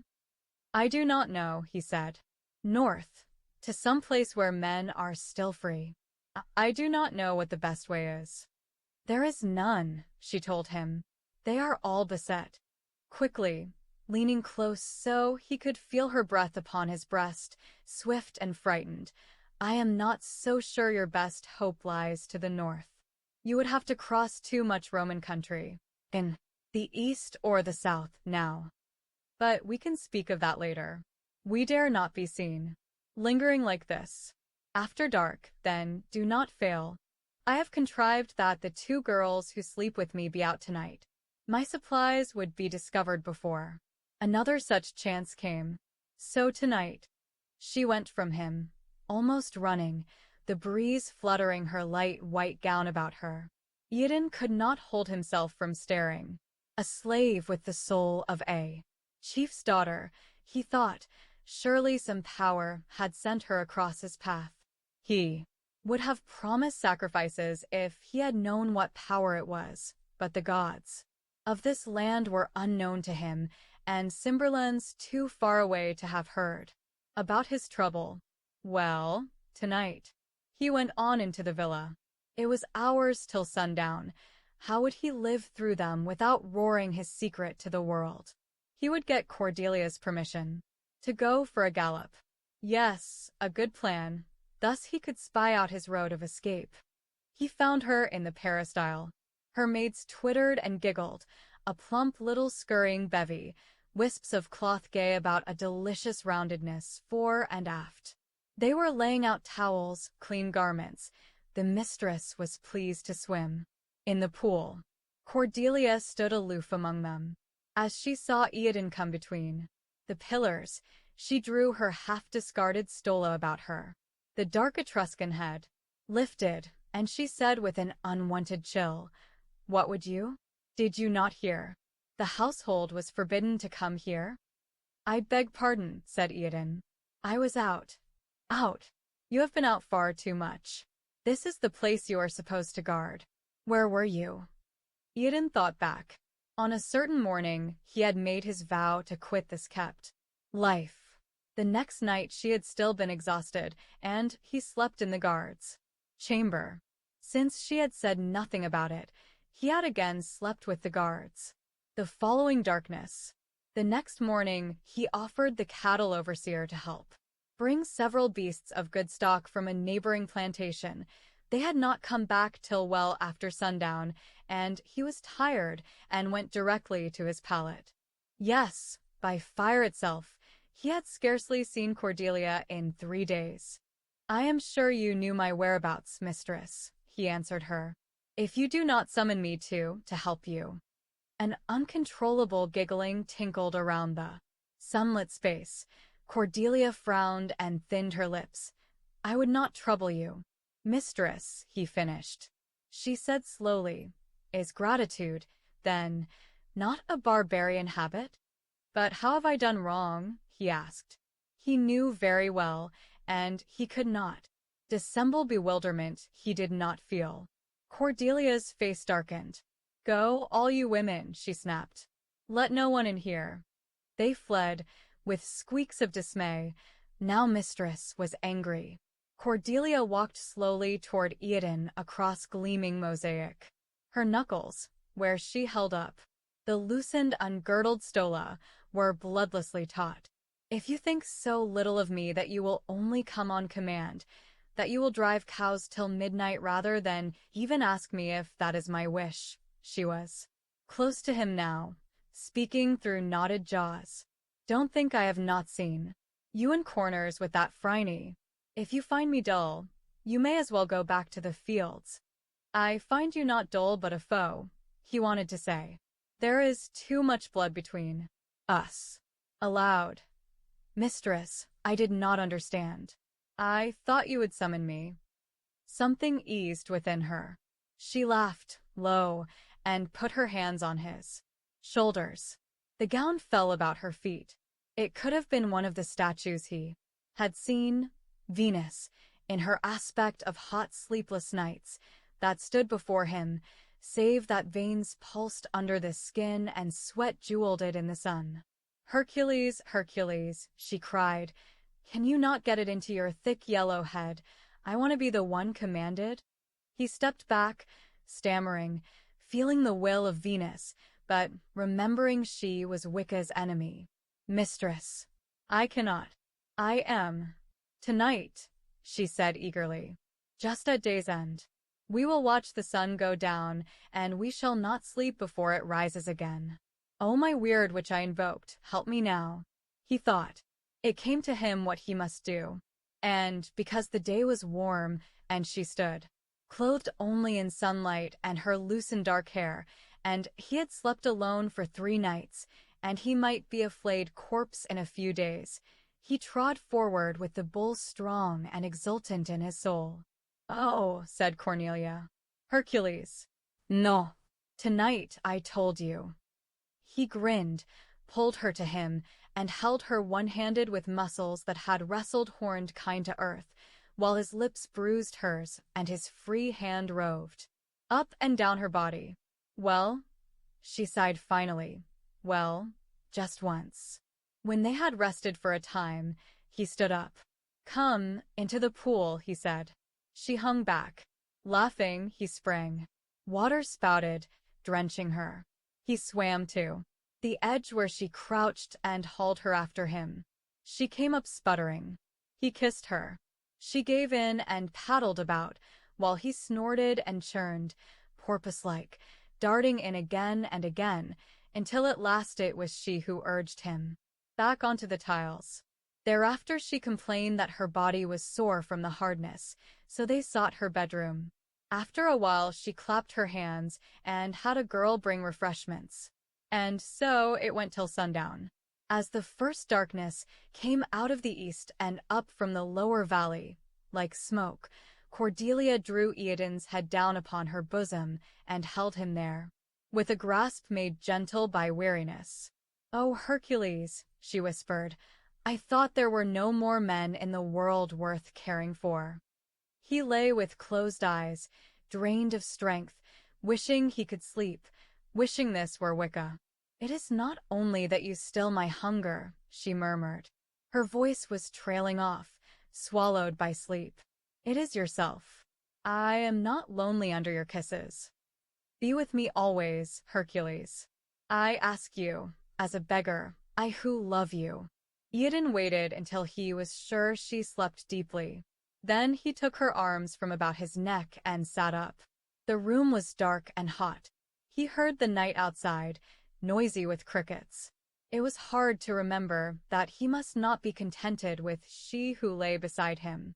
For a moment, he cursed his own foolishness, which had laid a weird on him. But what was said could not be unsaid. He sighed, got to his feet and fumbled about after his tunic. When he found it, he stood for a little while looking down at Cordelia, but his eyes were blurred with night. Finally, not knowing why, he stooped and kissed her, not on the mouth, but the brow. Barefooted, he slipped across marble to the small, tiring room beyond. A bronze mirror caught enough light to prickle him with a thought of ghosts. Beyond stood Phryne's store. The only bar was on this side, but he knocked and waited till she opened it. She stood with a lamp in her hand, dressed as during the day, but with her hair tumbled about her shoulders. The smoky oil flame touched eyes that were too bright and lips that lacked steadiness. "So you came after all," she said. "I agreed to, did I not?" Iadon sat down. His knees shook with exhaustion. He was unable even to feel afraid. He looked dully about the room, a mere cubicle. 3 pallets on the floor, a table with some combs and other things, a shelf holding many rolled-up books. Those must be hers, he thought. A window faced unshuttered on blackness. "I hope you completed your task," spat Phryne. "It would not do to leave your owner unsatisfied before you go to your dear wife, would it?" "Oh, be still," he said. "I had no choice. She would have had me come to her and stay all night." "Did you enjoy your work?" jeered the whisper. "I did," he said, flat and cold on the unmoving air. "I do not know how this concerns you, but if you are so angry with me, I shall depart without your help." He half stood up. She pushed down on his shoulders. "No, Eodan." Suddenly frantic. "Zeus help us, no. It would be your death. I am sorry for what I said. It was indeed no concern of mine." He looked up, startled.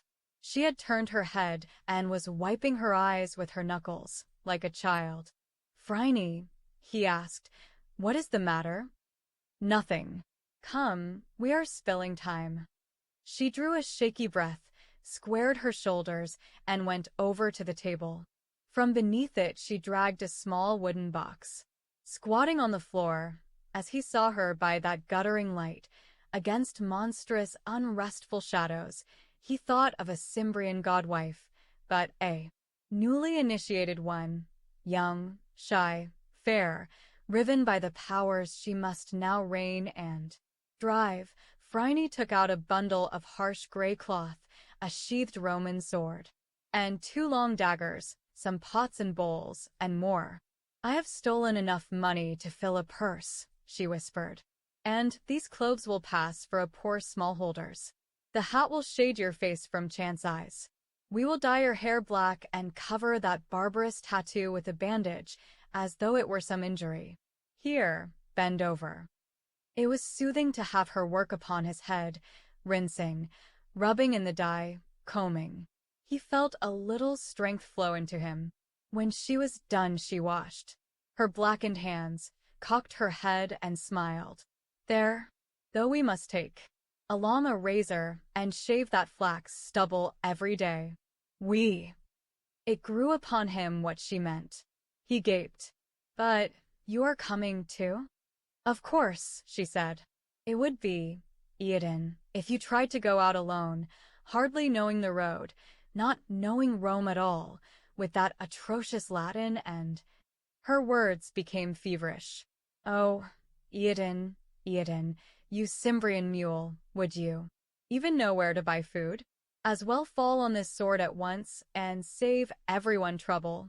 Phryne, he said, wholly overcome, as though he were caught in floating dreams. Your place here is good. What can I do for you? Why? She bit her lip and looked away. It would be too easy to find out who had helped you. I dare not stay. He leaned forward, taking her hands. But what am I to you? Why should you help me at all, then? She jerked free, angrily. I am a Greek, she snapped. My grandfather was a free man. None of this concerns you. Eodin shook his head in wonderment. But indeed, he thought in the darkling northern part of his soul, this was brought on when I invoked the powers. She is a part of my weird. He dared ask no further. There was too much awe about her. Had he indeed let a vessel of power touch him, and lived? Freedom, said Phryne. In a barbarous land, in sod huts and stinking leather clothes, with not a book or a harp for 1,000 miles. Oh, truly, I shall be free. Her laughter rattled. Eodin made the sign against trolldom. Well, quickly, she said. I could not be taken for any peasant girl, so I must be a boy. There are the shears. She crouched before him and waited. He took the long crow's wing-colored tresses in his hands, feeling that he offended some spirit of loveliness. But he cropped away until there were only ragged bangs falling over her brow and her ears could be seen. She looked in a mirror and sighed. Gather them up, she said. When we make a fire, I will offer them to Hecate. She pointed to the clothes. Now, put that on. Do not stand there gawping. With a movement as of defiance, she undid her girdle, threw it on the floor, and stepped from her gown. Indeed, she was beautiful, thought Eodin. Her womanness did not flaunt itself, bursting through its clothes like Cordelia's. It waited cool among shadows for one discoverer. He grunted some apology when she glared, turned his back, and fumbled on the garments laid out for him, a gray, patched woolen tunic, scuffed sandals, a felt hat, and a long wool cloak. He picked up the heavy purse, slung a sword next to his skin, and put a knife in the rope belt. As he took up his staff, he saw Phryne clad like him. The baggy cloth would hide the shape of her body. She must hope the dirty old cape would shield slim legs and high-arched feet. She was turning from the shelf of books. She had run her fingers over the scrolls, just once, and tears lay in her eyes. Come, she said. We have only till morning, then they will start to hunt us. 7. To Eodin, Rome had been 2 things. First was the city of the Cimbrian dream, all golden roofs above white colonnades, shimmering against a sky forever blue. Then was the Avenue of the Triumph, where he bent his weary head lest the hurled muck take him in the eyes, and thereafter the slave pens and finally a stumbling in chains, one dawn, out onto the Latin Way. Neither was of this earth. Now he entered Rome herself, and he saw just a little of a city that toiled and played and sang and dickered and laughed, plotted, feasted, sacrificed, lied, swindled, and stood by friends, a city of men and women and children like any others, built by men's hands and guarded by men's bodies. He had thought Rome was walled, but he found as he trudged through hours of buildings that she eternally outgrew her walls, as though she were a snake casting skin, so that the old gates stood open in the midst of a brawling traffic. He had thought of Romans as divided into iron-sheathed rankers, piggish man-traders, and one woman who shuddered in his arms. But he saw a gang of children playing ball in the dust, a leathery smith in a clangorous tiny shop, and a limping man who cried out the roasted nuts he bore for sale in panniers slung from a yoke. He saw Romans spread their wares in flimsy booths, while a temple gleamed purity above them.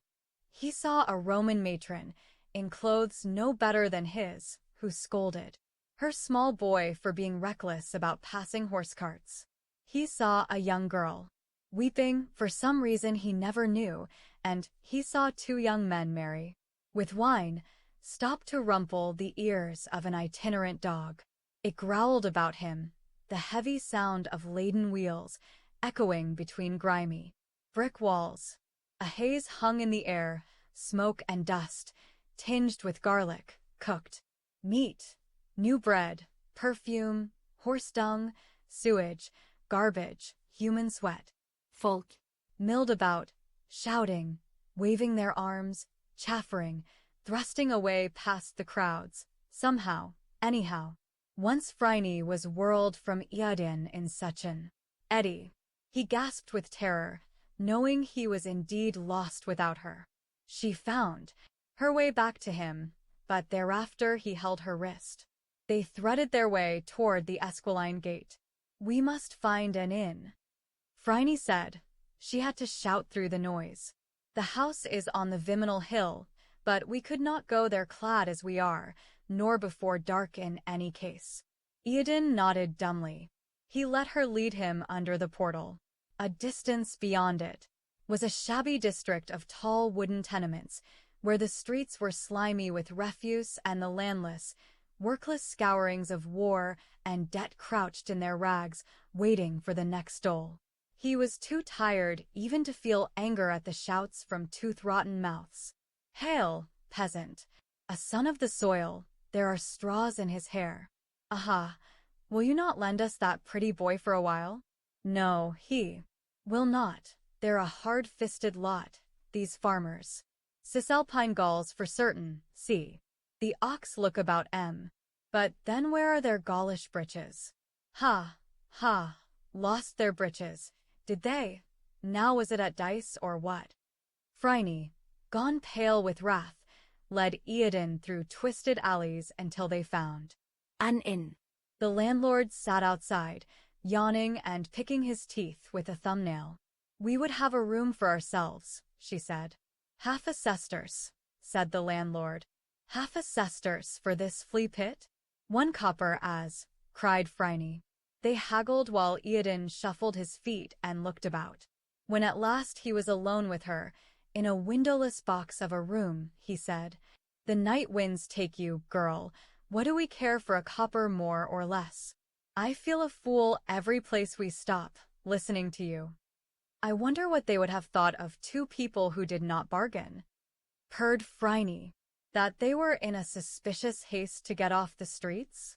It was too murky to read her face, but he had come to know that tone. He could almost have traced out the quirk of her mouth and the mockery of her eyes. "Oh, well, you rescued me again," he said. "I am a blundering dolt. What shall we do next, Captain Sir?" "You have a wit like a bludgeon," she said. Be quiet and let me think. She threw herself on a pile of moldy straw and looked up at a ceiling hidden as much by grime as by dimness. Eodin hunched among the stinks and choked down his wrath. She had saved him.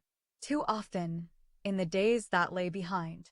Her right to badger him was earned. He could have guided the first wild gallop himself, out of the estate and down ringing dirt roads to the south. When they reached a stream, they had dismounted and led their horses several miles northerly in its channel, slipping and stumbling while the dark hours fled them. But he would have done that, too, to cover his trail. They found another road at last and went mercilessly along it, toward the Latin Way. The horses were ready to fall down by sunrise. Eodin would have turned them loose then and gone ahead on foot. Phryne had made him, unwillingly, lead them into a brushy ravine and kill them. But that was not a thought Eodin might never have had. It was another trail covering, after all, and a chance to sacrifice for luck. She had told him to offer the beasts to Hermes, whom he did not know, but he felt any god would have been pleased. No, he thought, thus far he could have come without her. He might even have gone for many miles, sleeping by day and walking by night. But when he blundered into a sheepfold, and the dogs flew at him and the shepherds came to club him for a thief, he could not have fobbed them off with so ready a tale as Phryne had. He could never have passed himself for a harmless man when they bought bread and wine on the way. He would have had to steal his food with all the risks. He reckoned himself brave, but he had gone chill when she chattered merrily with a wagoner chance met at an inn, yet it ended with 2 days of riding on a load of barley while the blisters on their soles eased. He recalled seeing in the first dawn how her feet bled from the river stones, but she had said nothing. She saved him having to answer any questions at all in his accent when she remarked calmly that her poor brother was a mute. The last 2 days, with houses and villages grown so thick they dared not sleep out in the grass like vagabonds, she had gotten rooms for them.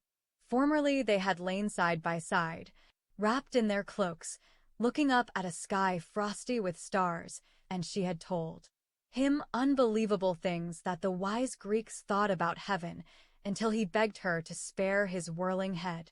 Then she laughed very softly and said he knew the stars themselves better than she. And now in Rome, yes, surely she belonged to his weird, for he saw now how moonstruck had been his notion of entering Rome alone. Nonetheless, at the few times weariness or wariness had not forbidden them to speak freely, she was apt to be curt with him. He wondered how he offended her. Once he asked, and she said for him to cease plaguing her with foolish questions. She stirred on the straw. I will go out and buy us better clothing, she said. After sunset I will take you to Flavius' house. I know a way we can get in. But then it must be you who leads, for I have no more plans in me. I have none, he said. I will trust in whatever gods are willing to guide us. If they guide us not to our doom, she said. That may well be. But if so, what can we do to stop it? Eodin shrugged. I had thought we might steal Wicca from the house, buy boy's dress for her too, Phryne, and then if we could all get on a ship bound somewhere. The girl sighed and left. Eodin stretched himself out and went to sleep. She came back with cloaks and tunics of better stuff than they wore, a lamp and a jug of hot water and a basin borrowed from the innkeeper. Once again he submitted to her razor. When she was done, she gestured curtly at a loaf of bread and a cheese. Eat, she said. You may need your strength. He had been tearing at it for some time when he noticed that she sat unmoving. Will you not have some? He asked. Her tone was far off, as if she had small care for what was to happen to them. I have no appetite, but you too. Let me alone, she flared. Presently they were out again upon the street. It was sunset time and the crowds had thinned, so they moved quickly over mucked cobbles. It is as well to get into a better part of the city before dark, muttered Phryne. There could be robbers out. Eodin lifted his staff. I would give much for a good fight, he said. Phryne looked at him, his eyes 2 heads above her own. I understand, she said. Her fingers stroked lightly over his arm. It will not be long now, Eodin. The tightness in his breast grew with every pace. As dusk settled over the city, he found himself climbing a wide, well-paved road up the Viminal Hill so that he could gaze down across roofs and roofs and roofs. Here and there a last pale gleam of temple marble, hazy blue fading into black in the east, and many lit windows making an eldritch earthbound star sky, farther than a man could see. Faintly to him came smoke, a sound of wheels or tired feet, a distant hail that quivered upon still air. Once a horseman went by, casting the 2 plebeians an incurious glance. Wicca, thought Eodin. Wicca, I have not seen you for 1,000 years. I am going to see you tonight. Though all the earth stood up to bar my way, I will hold you again tonight. The darkness thickened, until at last he heard his footfalls hollow on unseen stones, until the houses on either side were little more than black blocks. His heart beat so loudly that he could almost not hear Phryne's final words, "We have found it." But he felt with unwonted keenness how her hand clenched about his. They stood before a sheer 10-foot wall. The house lies within a garden, she whispered. No one watches the rear. Guests come in at the other side. There is a gate, but it would be locked now.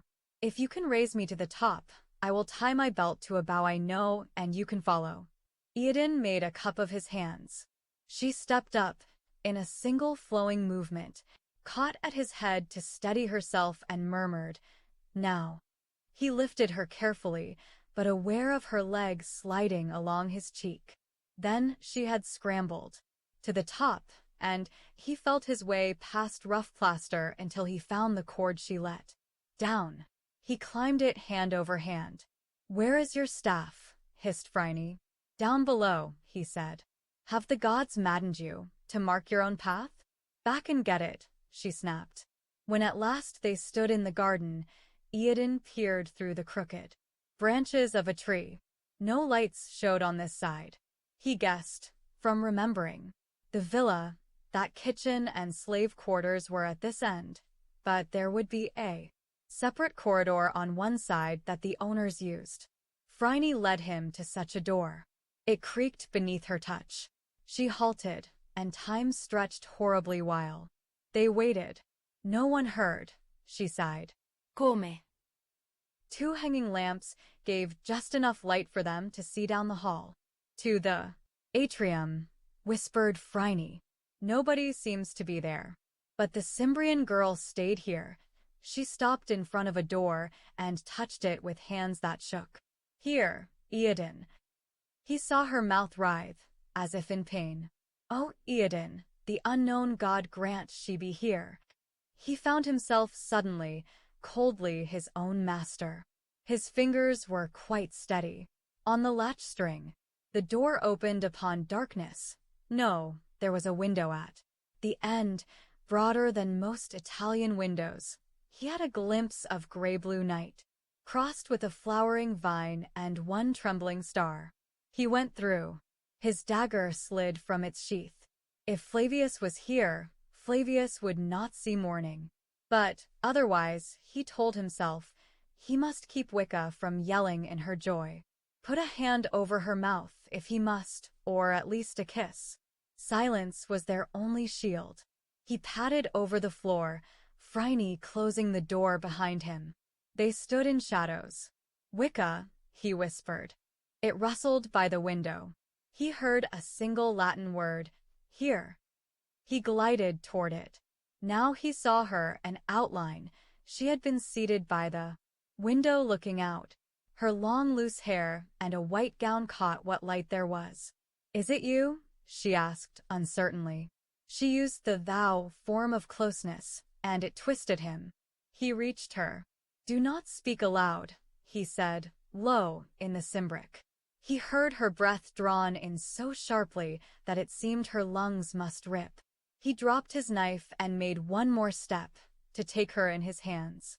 She began to shiver. Eodin, no, you are dead, she cried, like a lost child. If he told you that, I shall tear his tongue out, he answered in a wrath that hammered against his skull. I am alive, Eodin, your man. I have come to take you home, Wicca. Let me go. Horror rode her voice. He caught her arms. She shook as if with fever. Can you give us light, Phryne? He asked in Latin.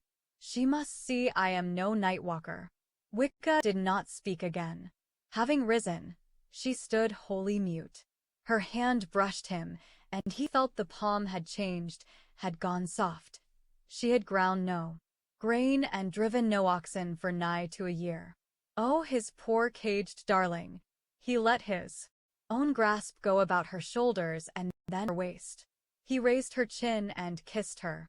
The lips beneath his were dead. In an overwhelming grief that she should have been so hurt, he drew her to him and laid her head on his breast. Long afterward, Phryne found flint and steel and a lamp. A tiny glow herded immense misshapen shadows into the corners. Eodin looked upon Wicca. She had not altered greatly to his eyes. Her skin was white now.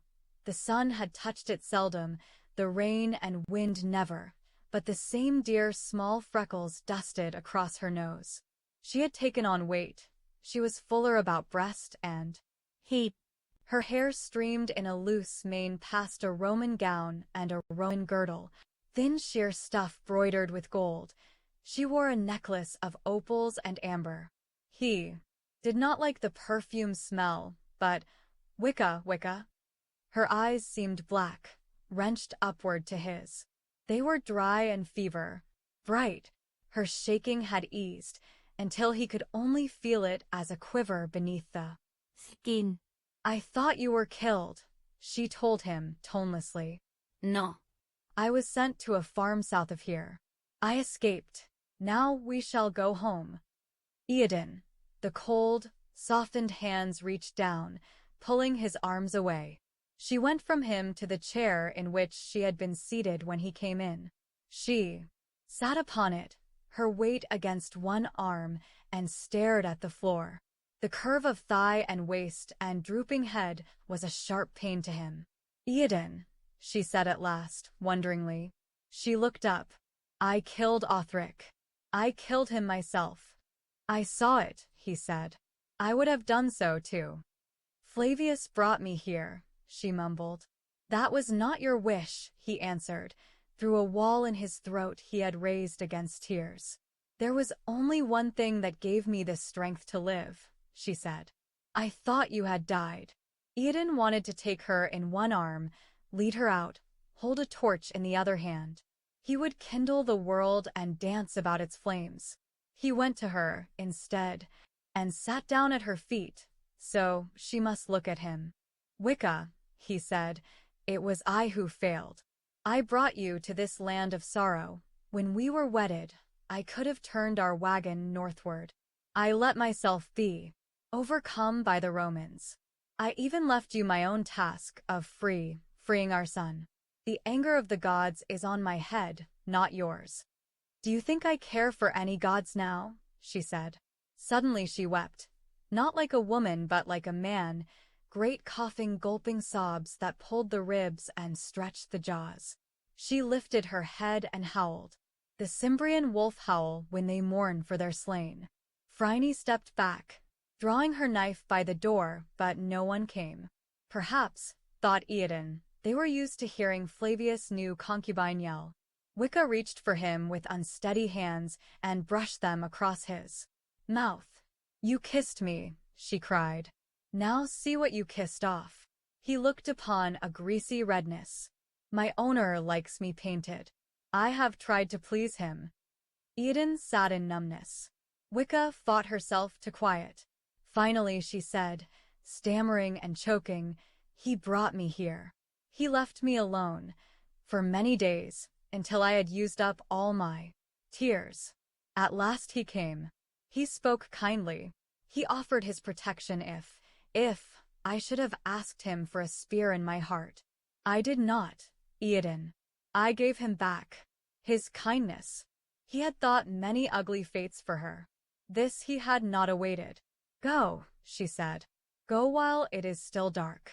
I have money. I will give you what I have. Leave this place of men's deaths. Go north and raise me a memory stone if you will. Eodin, I am dead. Leave the dead alone. She turned away, looking into night. He got up, slowly, and went to where Phryne was standing. Well, said the Grecian girl, what is the trouble? Her tone was unexpectedly stinging, almost contemptuous. It jerked him like a whip. He bridled with an anger at her that drained off some of the hurt Wicca had given. She yielded herself to Flavius. Did you expect otherwise? Asked Phryne, winter cold. It is one thing to fall on your own sword in battle's heat, another to be a captive alone and get the first. Soft words spoken in weeks. Romans have long known how to harness a soul. Oh well, Eodin shook his head, stunned. It is not that. I looked for nothing else. I have seen too many women taken, but she will not come with me now, Phryne. The Hellene stared across the room at Wicca, who sat with her face hidden in her hair. Then she glanced about at clothes and jewels and whatever else a man was blind to. She nodded. Your wife told you she did not merely obey, she said to Eodin. She tried to please Flavius. She wanted to. He started. Are you a witch? Only a woman, said Phryne. Eodin, think, if you are able. She believed you dead, did she not? I heard the gossip in this household last winter. And Flavius was a man, and there was life in this woman, enough life to draw you here into the she-wolf's throat to get her back. What would you have her do? Phryne brought down her foot, so the floor thudded. Beneath the boy-cropped dark bangs, she regarded Eodin with eyes that crackled. Her scorn flayed him. She feels she has betrayed you because, for a while, she kissed Flavius willingly. She will send you off and remain here, caged, waiting for him to tire of her and sell her to a brothel, and so at last to destruction and a corpse rotting in the Tiber. She will damn herself to that, for no other reason than that she remained a living woman. And you rutting, bawling, preening man-thing, you think you might actually go from her as she asks? Phryne snatched up a vase and hurled it shattering at his feet. Well, go then, she said. Go, and the Erinyes have you, for I am done with you. Eodin stared, from one to another of them, for very long. Finally he said, what thanks I owed you before, Phryne, can be forgotten beside this. He went to Wicca, stood behind her, pulled her head back against him and stroked her hair. Forgive me, he said. There is much I do not understand. But you shall come with me, for I have always loved you. No, she whispered. I will not. There is no luck in me. I will not. He wondered, with a deep harsh wound in the thought, how wide of the mark Phryne, too, might have been. But if they lived beyond this night, if his weird should carry him back to Jutland horizons, he would have their lifetimes to learn and to heal. But first it was to escape. Boyric's son said calmly, you are going with us, Wicca. Let me hear no more about that. 8. But still they tarried. A new thought had come to Eodin. When he asked Phryne, she said it was good, less hopeless, at least, than most things they might attempt. They sat in the chamber and waited. Little was spoken. Wicca lay on the couch. After Eodin told her to rest, she stared at the ceiling. Only her lungs moved. Eodin sat beside her, stroking her hair. Phryne kept her back to them. The night grew gray. Wicca had said Flavius was out to some banquet. Eodin began to wonder if her own slave girls might not come in to attend her before the Roman returned. That could be a risky thing, capturing them. The Cimbrian had not dreamed he would be glad to see Flavius again, save as an object of revenge. But when veil and laughter sounded in the hall, and a little afterward the latch went up, he drew his sword and glided to the door with more happiness than the night had yet given him. Flavius entered. He wore a wine-stained toga and a wreath slightly askew. He saw Wicca sitting up on the couch and raised his free arm. "Are you awake, my dear? I did not mean to be so late. It was tedious without you." Eodin put the sword against his back and laid a hand on his shoulder. He closed his fingers as tightly as he could, so that Flavius gasped with pain. "If you cry out, you are a dead man," said Eodin. Phryne closed the door. Flavius turned about with great care. Lamplight gleamed on steel. For a moment the Roman's narrow, curving face was nearly fluid, as he struggled to cast off bewilderment and whine. Then it steadied. The dim light sparkled wet across his brow, but he straightened himself. "Eodin," he said, "I did not know you at once, with your hair black." "Not so loudly," said Phryne. She barred the door and circled about, her own dagger cocked for an underhanded stab in the way Eodin had shown her. "But where did you find this handsome boy?" asked Flavius, as if a jibe would armor him. "No matter that," snapped the Cimbrian. He looked into the other man's rust-colored eyes. A lock of hair had fallen across one of them. Eodin thought of Wicca's hands brushing it back, and for a moment he stood in flames. A year ago, he would have seen Flavius' heart. A few months back, he would have found some quiet place and stretched his revenge through days. But on this night, he shuddered to stillness. His blade was almost at Flavius' throat. The Roman had backed against the wall, panting, trying to shed his clumsy toga. Eodin skinned his teeth and said, "You owe me a heavy blood price. You can never pay it, not with all your lands. So for my honor I should kill you. But I will. Forgo that. It is more to my honor that we three here gain our own lives back." "I could manumit you," whispered Flavius through sandy lips. Eodin laughed unmirthfully. "How long afterward would we live?" "No, you shall see us to safety. Once we are beyond Rome's reach, we can let you go. Meanwhile, you shall not be without us. This sword will be under my cloak. Do not think to trick us and call for help, because if it even looks as if we are not going to get free, I will kill you." Flavius nodded. "Let me past," he said. Eodin drew the blade back a few inches. Flavius walked to a table, shedding his toga. Eodin followed each step. Flavius took a wine jug and poured into a chalice. He drank with care. Then, turning about and looking straight up at Eodin, "I would be interested to know how you escaped. It is a leak I must plug when this affair is over." The Cimbrian answered with relish. "Part of the road went through your wife's bed." "Oh, so."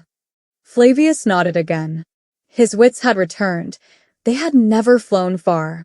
His face was almost a mask, save that the shadow of a smile played now and then across it. He moved with the wildcat ease Eodin remembered, unshaken and unhurried. "No matter," snapped Phryne. "I have thought what we must do." Flavius regarded her with measuring eyes. "At this season, ships leave each day for all ports. You will engage passage for a short trip that can be done without exciting too much gossip, let us say to Massilia in Gaul. We shall all forego." "Massilia is subject to Rome," Flavius reminded her. "But it is not many days' travel by horse to the frontier. Beyond lies Aquitania, which is free. Even I have heard how the Gauls are still in upheaval after the Cimbrian trek. We can make our own way among them, and you can return home from there." Flavius stroked his chin. "Phryne, is it not?" he mused. "Cordelia's slave, become a most charming boy. Do you think to instruct the barbarians in Greek?" "Enough," growled Eodin. I think you have breathed fever mists, said Flavius. Do you really believe you can make your way through all Rome and Gaul alive? We have come thus far, said Phryne. In the earliest skylightning, Iadon saw how her eyes were dark-rimmed from weariness. He himself felt bowstring. Tense. Sleep would be his enemy. What have we to lose? He added to the girl's words. Flavius looked over at Wicca. She sat on the bed's edge, white-mouthed and red-eyed, watching them like a leashed dumb beast. Much, my friend, said Flavius. As runaway slaves, you should be killed, or at least whipped and branded, but I could still save you. I could say you went on a secret errand for me. I could not save you if you were caught after having taken a Roman citizen. Hostage. Would you spare us even now? Snorted Iadon. What oath can you give me? None, said Flavius. You would have to chance my mood. But be sure I have no complaint against Wicca, yet. If she is taken with you, though, abetting your flight and my capture, she will also die, piece by piece. He shook his head. Iadon, you meant to save this girl, but you will give her to death. Better that than you. Do you not understand? Said Flavius gently. It would not be a quick throat-cutting. The least she could await would be the arena beasts, under the eye of all. But the people have developed more refined tastes in such matters, and they are savage in their fear of slave mutiny. A servile war was ended only months ago in Sicily. I do not think she would merely face lions. It was as though some hand closed on Iadon's heart. His wrist went slack, the sword drooped downward. Wicca, he mumbled, what have we done to the powers? Flavius smiled in his own locked manner and held out his hand. Will you give me that sword? He asked. Phryne whirled upon Wicca. You lump, she yelled. Is it you that he would die for? The Cimbrian girl shook herself. She got to her feet and moved across the floor, like a sleepwalker. No, Iadon, she said in their own tongue. Hold fast. There was scant life in her voice, but it tapped the wells of his inward self. Iadon drew his head up again, so that he loomed over them all, and laughter grew in his mouth. He jabbed at Flavius' throat, forcing the Roman back. We sail today, he said in Latin, or else you shall be spitted on this. And I will be swift enough afterward to kill the girls and fall on the blade myself. Flavius caught a breath as though to speak, met Iadon's green gaze and blew out. Again, he spread his hands and shrugged. Now, said Phryne, we must have a plausible story for your sudden departure. Iadon and I are Narbonensian Gauls who have brought you an urgent message. From your kinsman Septimus, who resides in Massilia. You kept your ears wide while you ate my salt, Phryne, said Flavius, with a sidelong glance at Wicca. The Grecian girl swiped the air angrily and went on. You need say little more. Speak of a chance to invest money, and all will expect you to be close-mouthed. No one knows Iadon, so he will accompany you about the house. But you will. Stay within doors, sending your slaves out on the needful errands. When the social calls are paid you in the forenoon, your doorkeeper must turn them back, on the plea that you are sick from too much wine. I shall remain here, lest I be recognized. Food will be brought to this door for Wicca and myself, but no one is to enter save you two. She turned to the Cimbrian as she continued. Iadon, do you know about writing? The marks made by stylus or quill. Good. Be sure he writes nothing that I do not see him write. Also, be sure that he speaks only in Latin. If he says 2 words running that you do not understand, kill him. Flavius pursed his lips. He regarded her for a long while before he said, very softly, and I hardly knew you existed, little one. Well, go. She stamped her foot. It will take time to find out about ships. Rouse a man now to inquire. Iadon draped his cloak around the sword, which he carried bare under his left arm, and followed Flavius out. The morning dragged. There was a clepsydra in the atrium. Once, when Eodin asked, Flavius told him how it counted time.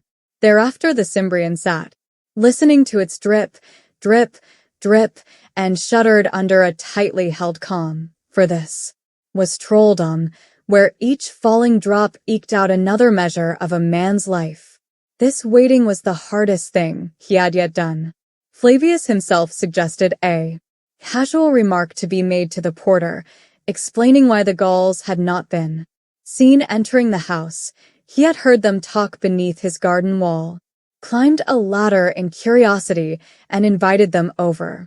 He dealt smoothly enough with his stewards and errand boys. He reclined on the couch, chatting plausibly of Gallic affairs, when food was served him and Eodin. He seemed to enjoy the scandalized faces of his older retainers when they saw a Roman so familiar with a provincial. Why, it was unheard of. They went to the privy together. But chiefly there was nothing to do but wait. Eodin stayed within a quick lunge of Flavius, never taking eyes off him. Flavius shrugged lightly, called for some books, and lay on a couch reading when he did not nap. It had never before seemed to Eodin that hours on end of silence could be a torment. Word came about noon. A small galley was to leave Ostia for Massilia next sunrise. It carried only cheap wares, glass goods made in slave factories for barbarian markets. Perhaps a chance person or two paid a few sesterces for space on deck, carrying their own food. Surely the great Master Flavius would not travel in such a tub. And with 3 companions. In another few days a fine trireme with ample accommodations would depart. Well, if Master Flavius insisted, well, if he would pay that generously, the officers would turn their cabin over to his party and sleep under canvas themselves. But of course, Master Flavius must not expect the cabin to be very comfortable. One would advise that he bring his own mattress. And then it was again to wait. Once Eodin caught himself nodding. His eyes had closed. All at once he realized it and opened them with a gasp. Flavius looked up from a scroll and chuckled.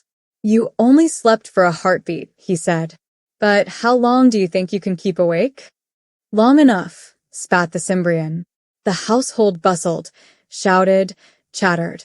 A whirl of pompous orders and acknowledgements. There would be a hive's buzzing about this, thought Eodin, his mind creaking with weariness. And some of Rome's mighty folk would hear and wonder. No matter, though. He would be at sea by that time, ahead of any messages. Once out of Massilia town, with a saddle beneath him and a string of remounts, he could race the whole Roman army to Aquitania. They left for Ostia in mid-afternoon, with 4 chariots. Flavius drove one, reckless and skilled. Eodin stood beside him and knew unsureness as he hung onto the bumping, bouncing, rattling thing, not knowing whether he would be able to wield sword and not lose his feet. Wicca and Phryne paced them in another. The Cimbrian girl held reins and whip. She had never driven such a wagon before, but she kept an even distance behind Flavius, and looking back Eodin saw, in a glad leap of his heart, that she smiled. The other 2 cars bore only a man apiece and the needful travel goods, also some purses, fat with ori, to see them through this land where gold had more strength than iron. Even in these days of a dying republic, when new wealth openly flouted old laws, this was no common faring on the Ostian way. Wagoners, horsemen, foot, travelers, porters, donkey drivers, men in tavern doors and cottage windows and haughty gates, the rich matron in a litter and all her bearers, child and laborer and aged beggar, all must stare at 4 galloping chariots with a Roman guiding one and a yellow-haired foreign woman the next. Well, let them talk too, thought Eodin. He wished he could give Rome a redder memory of his passage. Though this road was broad and superbly paved, there were miles to go. Once they stopped to change teams. It was after dark when they entered the Austrian streets. Torches flared. The horses stumbled on cobblestones. Flavius looked wind-flushed at Eodin and laughed. Thank you for a good ride, at least. Now, shall we to an inn? No. It was hard to think clearly, with a skull full of sand. But every stop, every man they spoke to, was another hazard. Let us go aboard at once. Flavius clicked his tongue, but turned the chariot down toward the waterfront. There was just enough light from the city and the Pharos in the outer harbor for Eodin to see a world of ships. Their spars hemmed in the sky. Many of them were lit by torch or firepot, so that slaves could continue loading. Such was the galley they sought. It was, indeed, neither large nor beautiful. It was battered, in need of paint, reeking of tar and slavery. The small bronze figurehead was so corroded you could not tell what it had been intended to depict.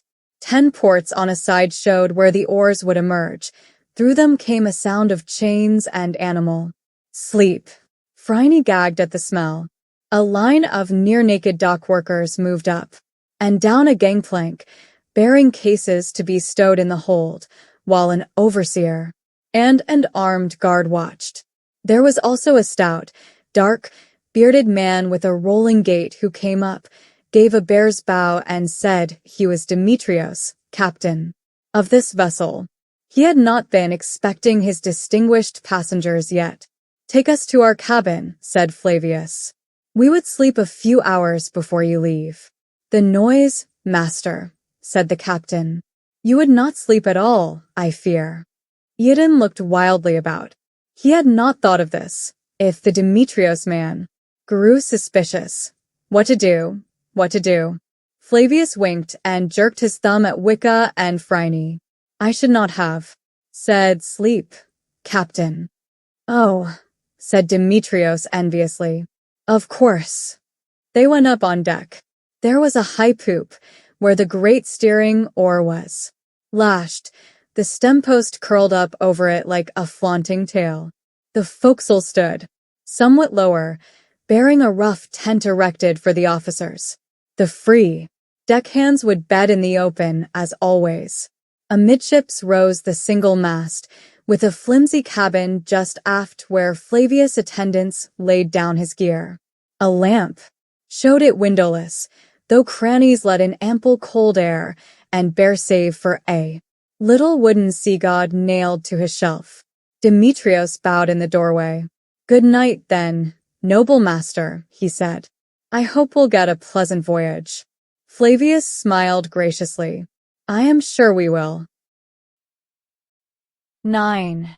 Well, now, said the Roman when they sat behind a closed door. He stretched himself across one of the mattresses, boylike on his belly, and reached for a leather bottle of good wine. His grin leaped at the others. Thus far, my friends, well done. Shall we pledge our mutual success? Eodin opened his cloak and let the sword slide to his knees. His left arm was stiff and pained from holding the blade pressed to his ribs, hours at a time. He looked with sullen red eyes at his enemy and said, No, I will pledge your ghost in your own blood, nothing else.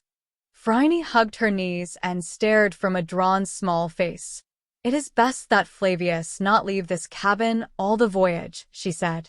He can plead seasickness. 2 of us must be with him at any time awake. Oh, 1 will do, said Eodin. His jaws felt rusty. At least, if the other 2 are here, asleep but ready to be called. Bind him, said Wicca timidly. Flavius raised his brows. If a sailor should chance to look in upon us and saw me bound, he murmured. It is true. Eodin's head drooped. He jerked it back again.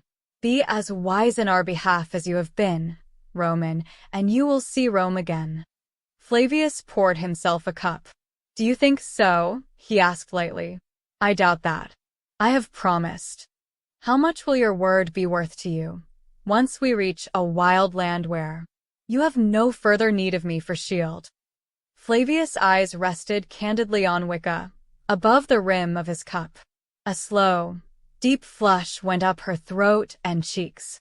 She drew herself into a corner, away from them all, but her gaze remained locked with his. "Not that I expect us ever to get that far," went on Flavius. "Your luck has been good until now." "A power has been with me," said Eodin, and touched his forehead where the holy triskele lay under a grimy cloth. "So you may think. But what educated man can take seriously those overgrown children on Olympus?" The Roman nodded at Wicca.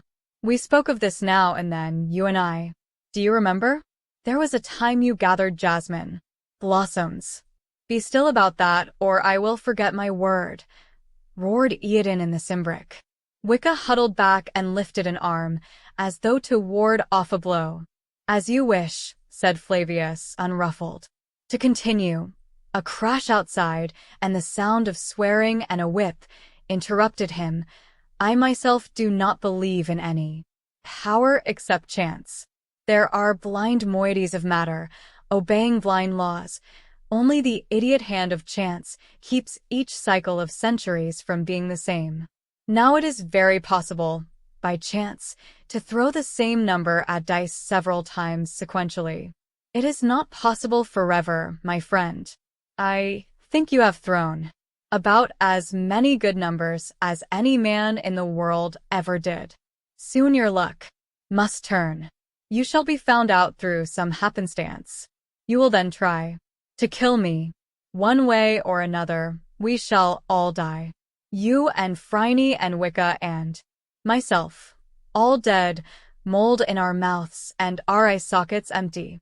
Flavius tossed off his wine and poured another cup. "It is inevitable." Eodin snarled, out of a chill, dreary foreboding. "If you say more such unlucky words, I will. No, not kill you. Each such word will cost you a tooth. Now hold your mouth." Flavius shrugged gracefully. Phryne closed her eyes. Beneath the booming and the voices on deck, there was silence. Finally Eodin turned to his wife. She would not meet his look. When he took her hand, it lay slack on his palm. "Wicca," he said, but Cimbric low and unsure in his throat. "Pay him no heed. We shall be free." "Yes," she said, so he could scarcely hear it. That yes was not meant, he told her. His heart lay a lump in his breast. She said in a torn voice, "There is no freedom from that which was." "Little Othric," said Eodin. He looked at his wife's hand and remembered how his son's baby fingers had curled about his thumb. He shook his head and smiled. "No, him we shall always mourn. But it would be worse if we sailed off leaving him to grow up a Roman's beaten beast. You could not have done otherwise. There will come more children to us, and some of them will die of this or that. So it has ever been. But some will live, Wicca." She shook her head, still averting herself. "I am dishonored." "Not so," he said harshly. "If you would." He glanced at Flavius, who raised brows and smiled. Then he put his lips by Wicca's ear to breathe. "I gave him no true oath. We can sacrifice him in Gaul. That will remove all stain from you." "No." She cried it aloud, pulling free of him. The face he looked upon was filled with terror. "As you like," he floundered. "Whatever you wish. But remember, I am your husband. It is for me to say if you are guilty, and I say you are not." "Let me alone," she pleaded. "Let me alone." Eodin sat listening to her dry sobs. He hefted his sword, dully thinking about its use. He had never fought with such a weapon. The Cimbrian blades were for hewing, and this was for stabbing. Phryne crept over the narrow space and touched his arm. "Wait," she whispered. He saw a helpless look in her eyes, as if she sat watching a child being burned out by fever. "Give her time, Eodin. I know not what the Cimbrian law is. I suppose your women were chaste. It means more to her. What has happened? Then you can know." I do not understand, he said. There is some witchcraft here. I do not understand her any longer. Wait, Eodin. Only wait. He squatted into his own corner, under the low roof, and looked across to Flavius. The Roman had closed his eyes and stretched out. Could he really sleep? Now. At last the noise ended. Eodin saw Wicca fall asleep herself, curled like a child. There was that much to thank the dark powers for. Phryne and he seemed too weary to rest or too taut. Yet no thoughts ran in his head. It felt hollowed out, and time did not flow for him. When a new clamor began, and he felt the ship move, it was a jarring surprise. Already. He opened the door and looked out. The deckhands had cast loose. The oars were walking. He heard rowlocks creak and the muffled gonging of the stroke setter beneath his shoes. They slipped through a channel between many hulls, still one dark, mysterious mass. Ostia and Italy behind her lay misty under the first saffron clouds. Ahead, the Tyrrhenian sea caught a few wan gleams. There were stars in the west. The sailors, shivering in tunics or mere loincloths, scurried over the deck doing things unknown to Eodin. They were a ruffianly-looking lot, swept from many ports of the mid-world sea, a hairy Pamphylian, a brown Libyan, a big-nosed Thracian, a brawny red-faced Gaul, another 2 or 3 whom Eodin could only guess about. Captain Demetrios walked among them, a sword at his waist, a light whip in his hand. He saw Eodin and came over, beaming snag-toothed in his beard. "Good morning," he said. "You had a, pleasant night with your woman and your boy?" Eodin grunted. "How long to Massilia?" "Oh, perhaps 5 days, maybe more, maybe less. Much depends on the wind. I've a fear it will turn against us." Demetrios cocked his head. "Where are you from?" "I thought I'd seen him all, till you turned up." Eodin said in Cimbric, "You Southland swine." "And where's that?" asked Demetrios. But Eodin had closed the door again. The cabin was smoky and foul after the deck. He wondered if he could really smell the human agony that seeped up from the rower's pit. Flavius opened an eye. "Have you foreseen you might get sick from the waves?" he asked amiably. "I have foreseen kicking your ribs in," grated Eodin. Flavius nodded at Wicca, who had also awakened. She sat up with chin on knees and shivered. "Do you see, my dear, it is too much to expect that I should be released if we ever get into Aquitania," he murmured. "It would be asking more of your husband than one may even ask of a god." Wicca gave Eodin a forlorn glance. He laid himself upon a mattress near her. "You will swear he shall have his life, will you not?" she asked fearfully. He said, out of his bitterness, "You are loyal to your owner, Wicca." She shrank back with a little whimper. "No more of that," said Phryne sharply. "We are certain not to outlive this trip if we quarrel among ourselves." She regarded Wicca closely. "You look strong," she said, "and I dare say you have some knowledge of weapons." The Cimbrian girl nodded, wordless. "Well, then," said Phryne, "Eodin and I can do no more without rest. You have slept a while, now watch Flavius for us. It is simple enough. Hold this sword.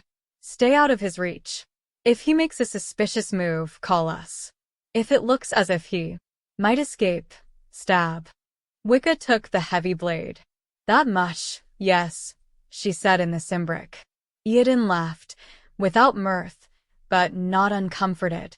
He curled on his side to face her.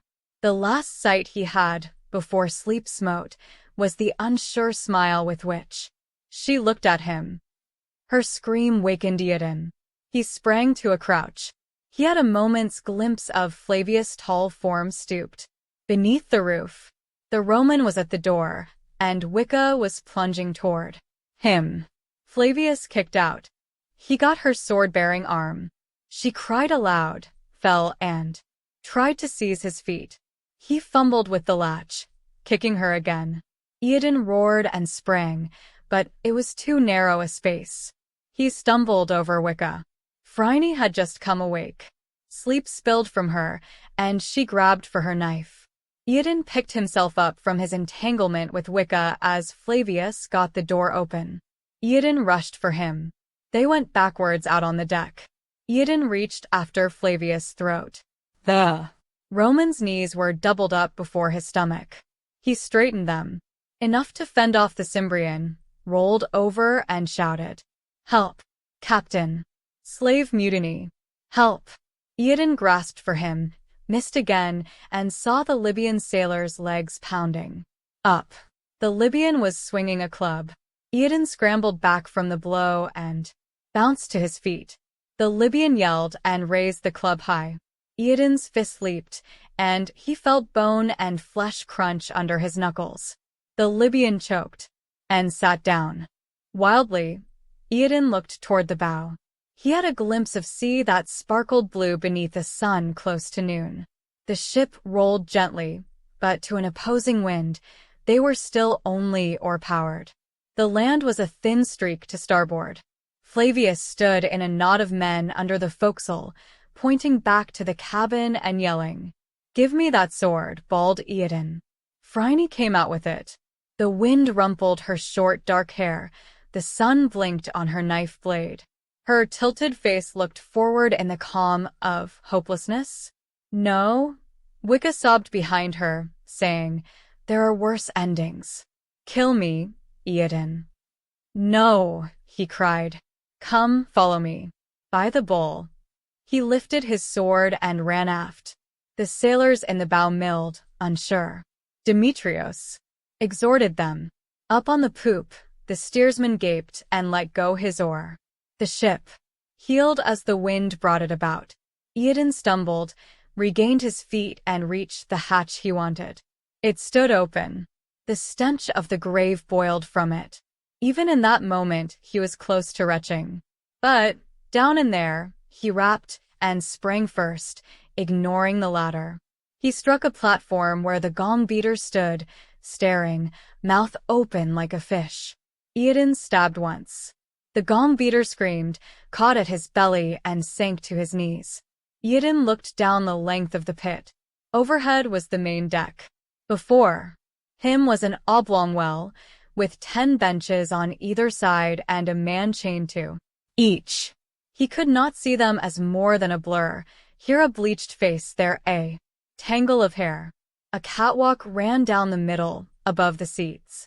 Light came in shafts through the hatch and the oar ports. As the ship rolled, a sunbeam would sickle up and down, touching a rib or a strake or a human face, and then flee onward.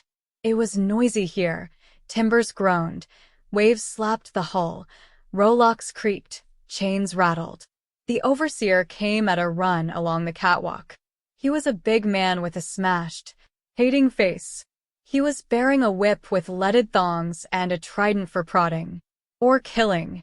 "Pirates," he hooped. "Pirates." A beast howl lifted from the benches. Oars clattered in their locks. The men stood up and barked, grunted, yammered. Eodin could not tell whether it was fear or wrath, and his life depended on which it was. As the overseer reached him, Eodin crouched. The overseer stabbed. Eodin swayed his body aside, as though this were a bull's horn in the Cimbrian springtime games. He should have thrust in his turn, but habit was too strong. He struck downward with his sword. The overseer's trident was wrenched loose and went ringing to the platform. The man's mouth opened. Perhaps he cursed, but Eodin could not hear above the slave racket. His fingers clawed for a hold, to wrestle the Cimbrian. Eodin got him by belt and throat, heaved him up over his head, and roared aloud. "Here, he's yours," and hurled the overseer into darkness. "Eodin," cried Wicca. Her hands fell frantic upon his body. He looked into wild eyes. "What would you do?" "No time to hunt for keys to the locks," he rapped. "Pick up that trident. Pry the shackles off these men." Wicca stood back, staring. The slaves hooted and jumped about. A swift sunbeam caught bared teeth down in the murk. They could hear the overseer being ripped apart. "Can you hold the crew off long enough?" called Phryne. "I had better," said Eodin. He pulled off his cloak and whirled it around his left arm. The gong beater caught feebly at his heels. He stamped down the hand and bounded up the ladder. The sailors were nearing.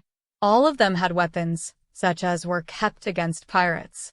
Demetrios was bearing a shield and helmet as well.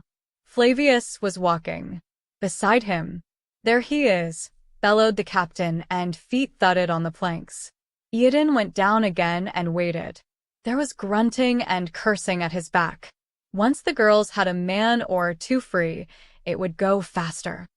"But if I were a slave," he thought, with the mind beaten out of me, "I might not use a sudden woman for anything, but here is a man to fight." It was the Libyan, with a broken nose to avenge. He came down the ladder quickly, facing forward in sailor fashion, bearing a short spear. In the shifting gloom, he was not much more than another shadow. Eodin poised himself. The spear punched at his stomach. He caught the point in his wadded cloak, shoved it aside, and stepped in. The Libyan howled, but was scarcely heard above the howling of the galley slaves. Eodin slid the sword into him. The sailor did not seem to feel it.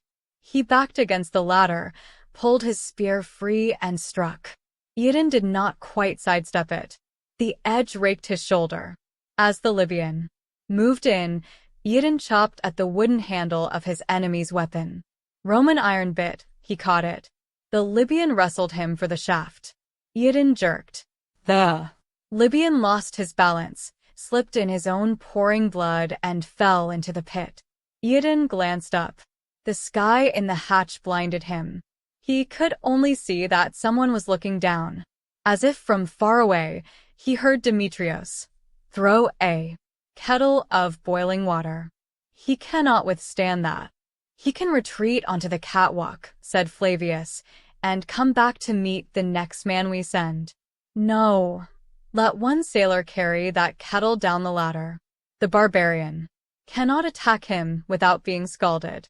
2 or 3 others can come directly behind." Gasping, Eodin turned toward the benches. It had quieted a little.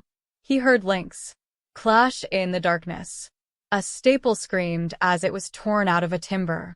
"Follow me," shouted Eodin. "Break your oars for clubs. There are no more than 6 or 7 men up there. You can be free." They shuffled and mumbled in the dark.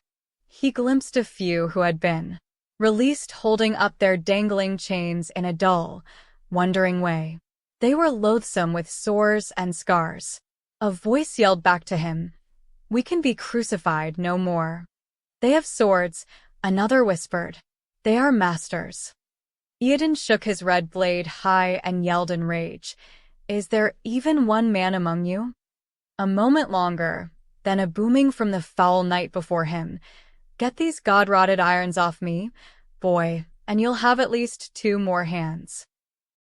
The man who sprang up onto the catwalk and joined Eodin was huge, not as tall as the Cimbrian, but with a breadth of shoulder that made him look almost square. His arms, hanging down toward his knees, were cabled with muscle.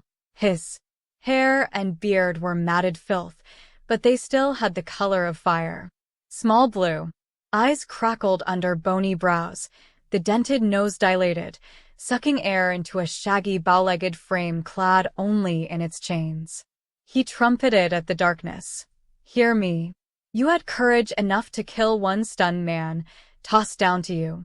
Now you've no hope for your flea-bitten lives. But to fight. Whether you touch the overseer or not, do you think the Romans would spare a man of us after this? They'll grind you up for pig mash. Follow us, beat in a few heads. After all the beatings you've taken, it's your turn, and we'll have the ship." Whirling on Eodin, he said with a wolfish glee, "Come, let's at 'em. The rest will trail us." "There's a spear somewhere," said the Cimbrian. "Ah, I have my chains. The big man whirled the links still hanging on his wrists. Eodin thought of Wicca, of his son and his father, and of Marius' triumphal parade. He swung up the ladder. The crew were gathered nearby on guard. One of them shouted as Eodin's head emerged and ran forward, holding a pike. Eodin braced himself. As the metal thrust at him, he caught its shaft and forced it up. He jerked back while he took the last few rungs. The sailor fell to one knee. Eodin came out on deck, yanked the pike away and tossed it under the legs of the two nearest men approaching him. They went down. Well cast, bald Redbeard. A man was going up the ladder to the poop deck. Over the heads of 2 or 3 sailors, Eodin saw that he had a bow. See up there, he cried, as he danced back from the Gaul's sword thrust. Redbeard grunted, whirled his chain and let fly. The Thracian deckhand screamed as the staple end smashed across his face, and dropped his axe. The Redbeard picked it up, took aim and threw it. There was a gleam in the air and a meaty whack. The bowman fell off the ladder, wailing, the axe standing in his shoulder. Back to back, snapped Eodin. The crew were circling him, looking for a chance to rush in. He counted 4, the Gaul, the Greek, the Pamphylian, and a stocky fellow with a leather apron, belike a carpenter. The Thracian, who rolled about moaning, and the archer, who lay bleeding to death, were out of the fight. And here, from around the cabin, leaving their hot water kettle, came Demetrios and Flavius. Redbeard wrapped a chain about his right hand. The links on his left he kept dangling, and twirled it. "Hoy! Down there in the pit," he shouted. "Get off your moldy butts and come crack some bones." The Pamphylian and the Greek moved in side by side, facing Eodin.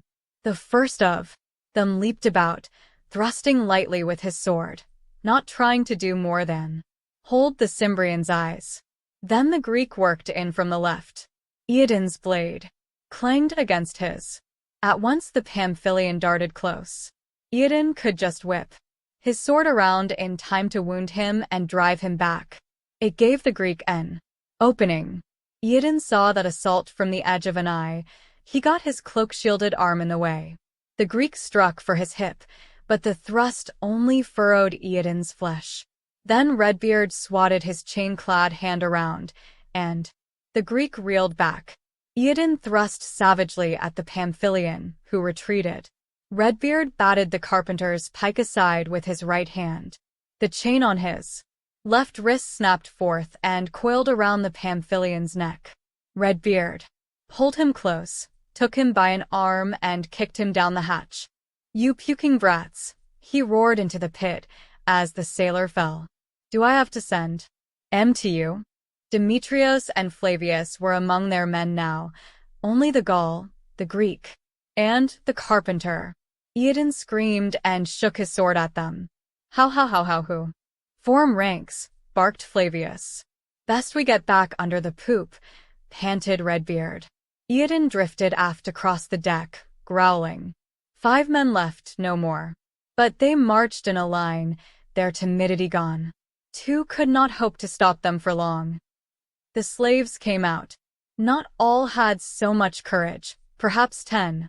But those fell upon the crew with broken oars, chains, and bare hands. Eodin saw Flavius turn coolly, lift his sword, and sheath it in a throat, pull it free and gouge the next man open. The sailors fell into a ring. The yelping slaves recoiled. How he, shrieked Eodin and charged. It was Flavius' head he wanted, but the Greek's he got. The sailor, his face puffy from the chain blow it had taken, stabbed. Eodin went to one knee and let the point tear his wadded cloak. He thrust upward. Blood ran from the Greek's thigh. But the man stood firm. Eodin jumped to his feet, got 2 hands on the Greek's sword wrist and put his weight behind them. He heard the arm leave the socket, and the Greek went down.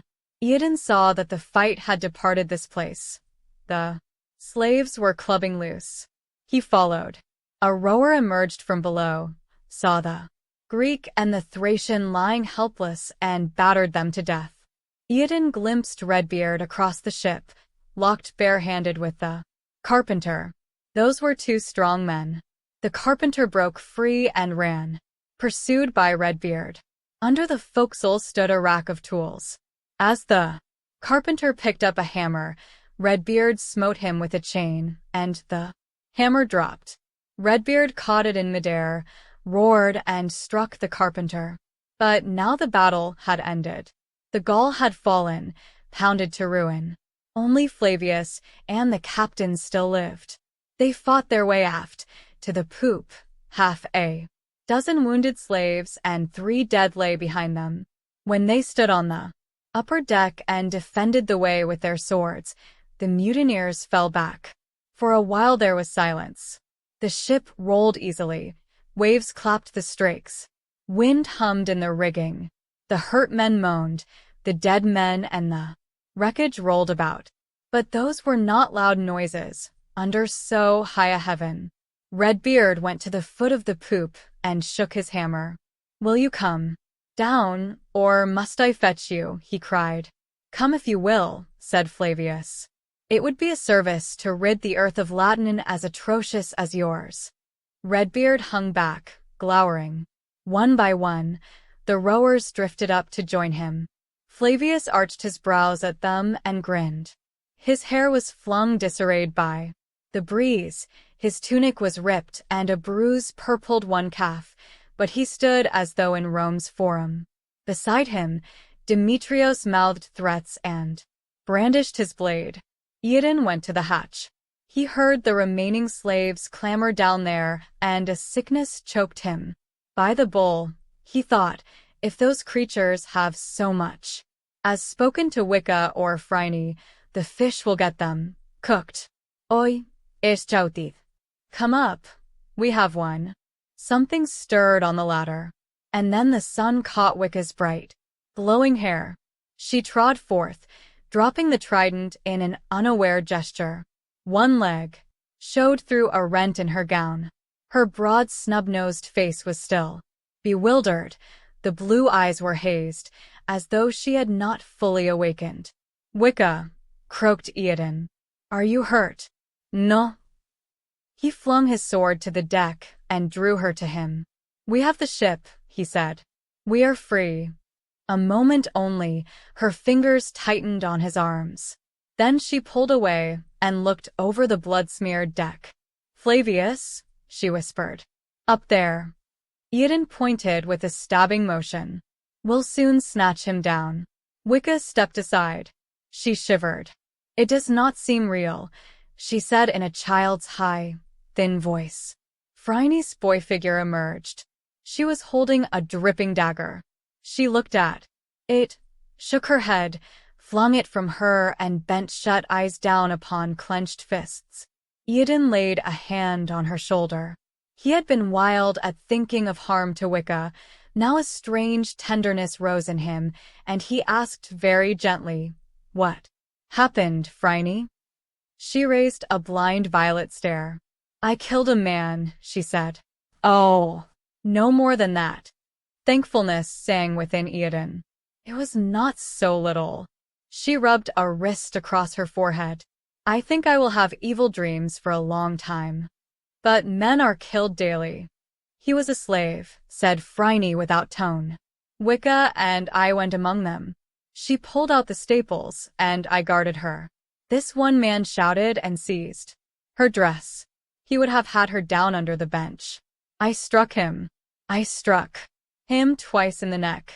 He slumped back, but it took him a while to die. A sunbeam came in. I saw that he did not understand. He was only a man. A young man. What did he know of us? Of our purpose down there? Of anything but bench and chains and whip and one niggard piece of sky? And now he is among the shades, and he will never know." She turned away, went to the rail, and stared out at the horizon. Eodin thought for a moment. He would have given blood of his own to comfort her, though this seemed only some female craziness. At last, well, do you think it would have been better for him to dishonor the woman that wanted to free him? Phryne paused before answering. No, that is true. But give me a while to myself. Iadon picked up his sword and went to the poop ladder. The slaves milled about, grumbling. Their bodies were mushroom-colored, and they blinked in the bright day. They had not been starved, for their strength was worth money, but sores festered on them and their hair and beards were crusted. Only the big red man seemed altogether human. Belike he had not been long at the oars. He turned about, bobbed his head awkwardly and rumbled, I lay my life at your feet. You gave me back myself. Iadon grinned. I had small freedom to choose. It was get help or be cut down. Nonetheless, there is fate in you, said Redbeard. He lifted his hammer between both hands. I take you for Dissa, for chieftain. I am your hound and horse, bow, and quiver, son and grandson, until the sky is broken. Iadon said, moved to see tears on a giant's face. Who are you? I am called Jor the Sarmatian, Dissa. My folk are the Rukkansa, a confederation among the Alanik peoples. We dwell on the western side of the Don River, north of the Azov Sea. I carry Dissa blood myself, being a son of the clan chief Beli. The Cimmerian Greeks caught me in battle a few years ago. I went from hand to hand, being too quick of temper to make a good slave, until at last they pegged me into this floating sty. And now you have freed me. Jor blew his nose and wiped his eyes. Well, I am Iadon, Boyaric's son, of the Cimbri. We can trade stories later. How shall we dislodge those two up there?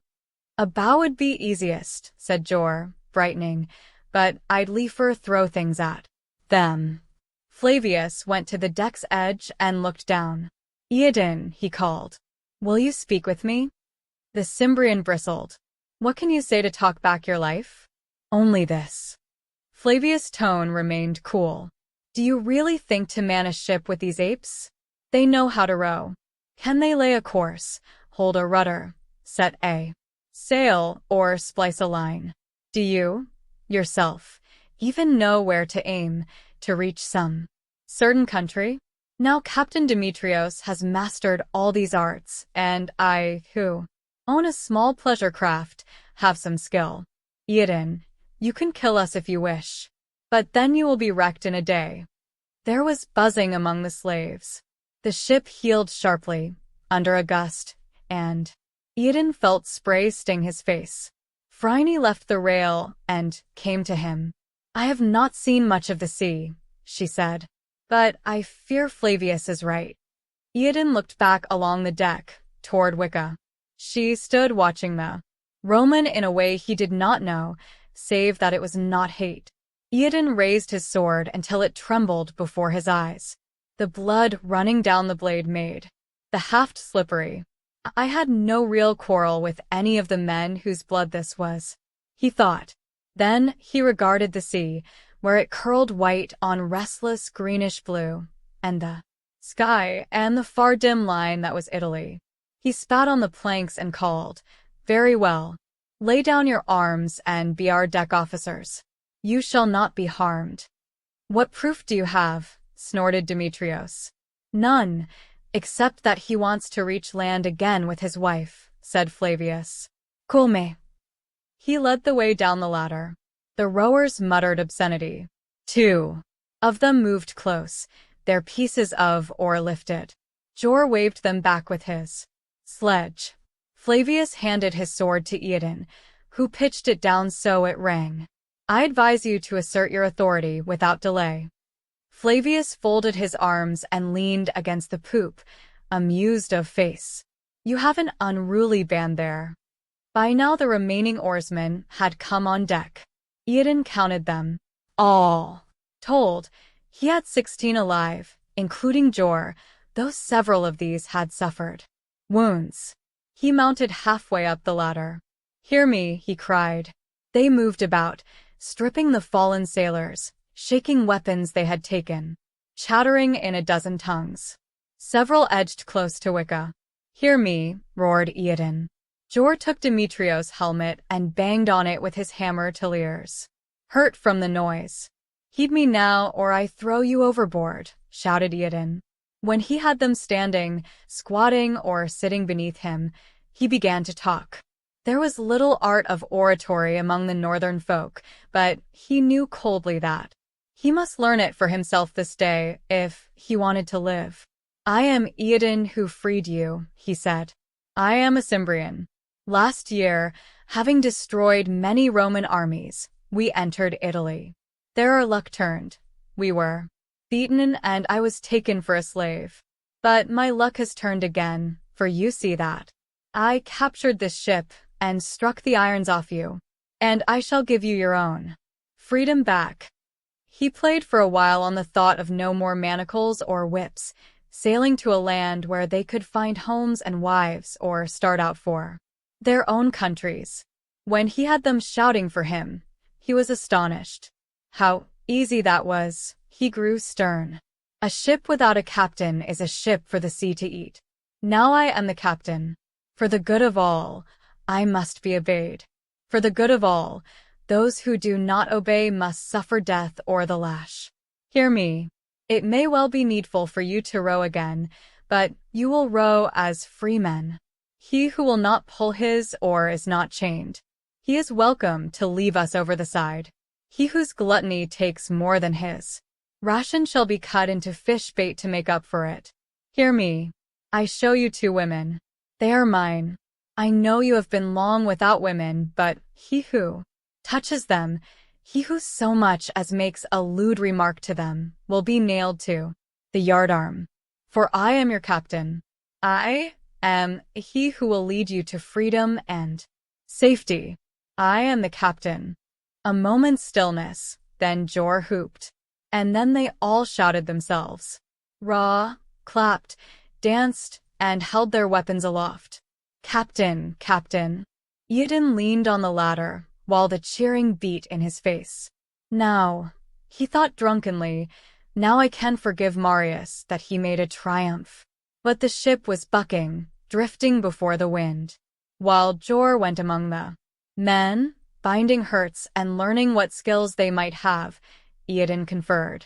Beside him were Wicca, who held his arm and looked gravely at him, and Phryne, who stood with feet braced wide against the roll and fists defiantly on her hips. Demetrios, red with throttled anger, faced Eodin. Flavius sat on a coil of rope, his chiseled features gone blank. First we must know where to betake us, said Eodin.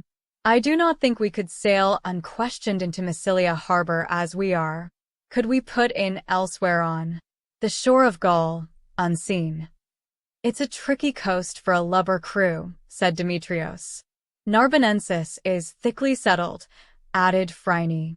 Even if we landed in some cove, I doubt we would get far on foot before some prefect tracked us down.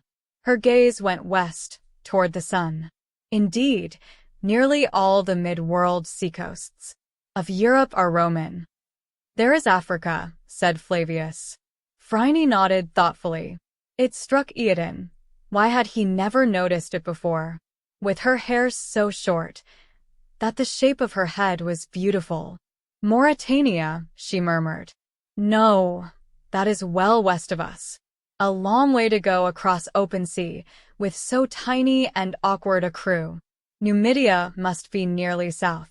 But so is Carthage, where Romans dwell. Then I hear Tripolis and Cyrenaica are desert in many places, down to the very sea. Eodin said, by the bull, we could sail around Gaul to Jutland. Flavius laughed noiselessly. Demetrios rumbled like some fire mountain before. He achieved words. Would you not rather bore a hole in the ship? That would be an easier way to drown. Phryne smiled at the Cimbrian. I should have awaited such a plan from you, she said. But he is right. It is too long a voyage, and the ocean is too rough for the likes of us. Well, then, he snapped, where can we go? I would say toward Egypt. Eodin started. He had not often seen Phryne redden. She lowered her eyes but went on, hurriedly. Oh, we could not sail into Alexandria like any mariners. The king of Egypt has no more desire to encourage slave revolt than the Roman Senate. But there should be smaller harbors, or we could run into the Nile Delta after dark, or it is a world city, Alexandria, even more than Rome. Let us once enter it afoot, a few at a time, with just a little money, and surely we can be better hidden than in the wildest desert. And those who would go further can find berths with eastbound ships or caravans. You could go as far as the Cimmerian Bosporus, Aden, Wicca, and thence make your own way north through the barbarian lands to your home. Aden looked at Demetrios. The captain grunted. I suppose it might be done, this time of year, he said. You'll let me off unhurt, won't you now? The gods will hate you if you break your word to me. Flavius said calmly. Chance abets your scheme, Phryne. This wind is right for doubling around Sicily.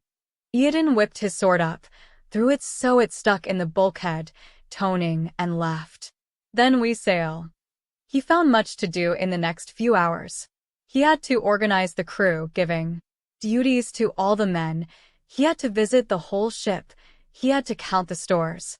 And guess what ration of moldy hardtack, wormy meat, sour wine, and scummed water could be handed out each day.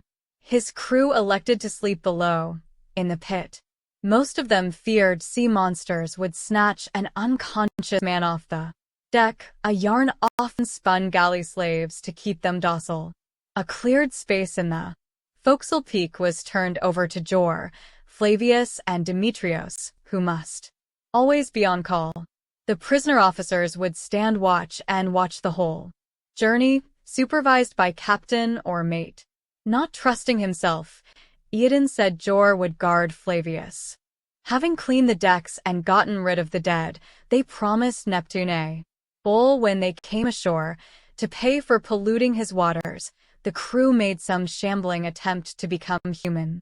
It was almost a merry scene. Jor dragged a forge out on deck. Iron roared as his hammer and chisel struck off men's fetters. Beyond him stood a black Ethiopian, who hacked off as much hair and beard as shears would take. A tub of seawater and a sponge waited, and they could put on the tunics or loincloths of the fallen sailors, shabby indeed, but more than a bench slave had. And a stewpot bubbled a hearth forward of the mast. An extra dole of wine was there to pour for the gods or drink oneself. Overhead strained the single square sail, patched and mildewed, but carrying them south from Rome. A thought reached Aden.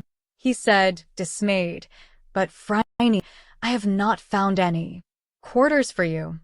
She looked at the cabin, back at him and Wicca. Sunset burned yellow behind her slight form. I can use that canvas shelter up on the forecastle deck, she said. It seems wrong, he muttered. Without you, I would be dead 100 or still a slave. You should have the cabin and we. You could not be alone enough in a tent on deck, she said. He heard Wicca's breath stumble, but she uttered no word. The sun went down, somewhere beyond the pillars of Hercules. The moon, approaching the full, rose out of Asia. The men yawned their way to sleep. Aden overheard one young fellow say it had been a trying day. Presently only. The watch was above decks, a lookout in the bows and one in the crow's nest, a steersman and Demetrios on the poop, two standbys dozing under the taffrail. Phryne said to Aden, will you not sleep, too? Not till Jor relieves me, he said. Would you trust that captain man? I can oversee him, call for help if. Aden's mouth lifted wryly. Thank you, Phryne. But it is not needful. Later, perhaps. Now I think we shall watch the moon for a bit. Oh. The Greek girl was a whiteness night. She seemed very small within the great ring of the sea. Her head bent. Oh, I understand. Good night, Aden. Good night. He watched her go to her tent. Wick stood by the larboard rail. Her hair, loosened, rippled a little in the wind. He thought he could still see a tinge of its golden hue. Otherwise the moon turned her to silver and mist. She was not wholly real. But shadows drew the deep curves of her, where a torn dress fluttered and streamed. Eodin's temples beat, slow and heavy. He walked to her, and they stood looking east. The moon dazzled their eyes and flung a shaken bridge across darkly gleaming waters. There were not many stars to be seen against its brightness. Up in the violet blue night, the sea rolled and whispered. The wind thrummed low, the ship's forefoot hissed, and its timbers talked aloud. I had not awaited this, said Eodin at last, because she was not going to speak, and he could find no better words. To gain our own vessel. It seems more of a risk this way, she answered, staring straight before her. The hands he remembered, how fair was a woman's hand, laid beside the rough, hairy paw of a man, were clenched on the rail. It is my fault. Had I not failed you this noontime? How did the Roman get to the door? He asked.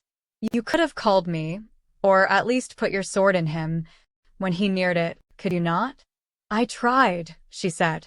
But when he began to move that way, slowly, as if by mere chance, talking to me all the while, he was so merry, and he was saying me a verse.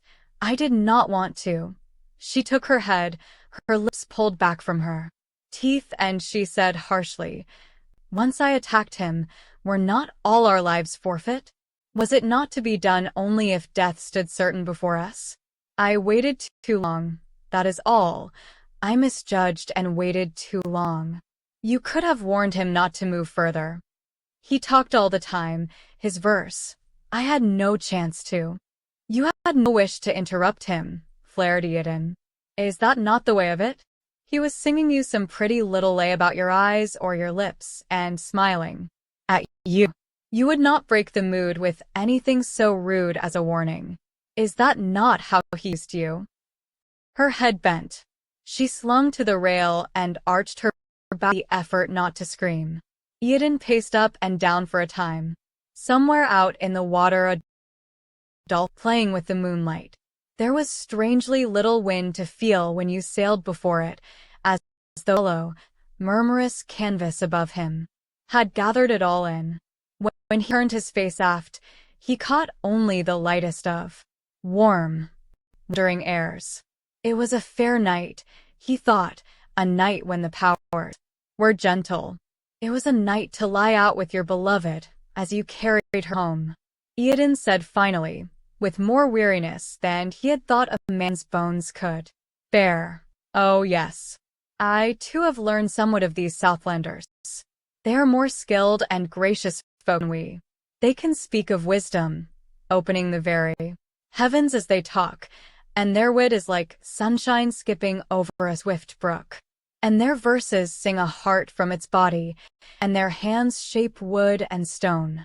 So it seems alive, and love is also a craft to be learned, with 1,000 small delights we heavy-footed Northfolk had not dreamed us. Yes, all this I have seen for myself, and it was foolish of me to suppose you were blind. He came back behind her and laid his hands on her waist. Is it Flavius then that you care for? I do not know, she whispered. But you were never more than a few months' pleasure to him, cried Eodin. His voice split across. He swore it was otherwise. Her fingers twisted together, her head wove back and forth as if seeking flight. I do not know, Eodin. There is a trolldom laid on me, perhaps, though he said he would raise me from all darkness of witches and gods, into a sunlight air where only men dwelt. I do not know. She tore herself free, whirled about, and faced him. Can you not understand, Eodin? You are dear to me, but I care for him, too. And that is why I am dishonored. It is not that. I, a prisoner, with him. But I was his. Eodin let his arms fall. And you still are? He asked. I told you I do not know. She stared blindly out to sea. Now you have heard. Do what you think best. You can have the cabin for yourself, he said. He wanted to make it a gentle tone, but his words clashed flatly. She fled from him, and he heard the door bang shut upon her. After a long while he looked skyward, found the North Star, and measured its position against the moonlit wake. As nearly as he could tell, they were still on course. The wind held strong, blowing them toward western Sicily with little work on their own part. Now and again they spoke other ships. This was a well-trafficked sea.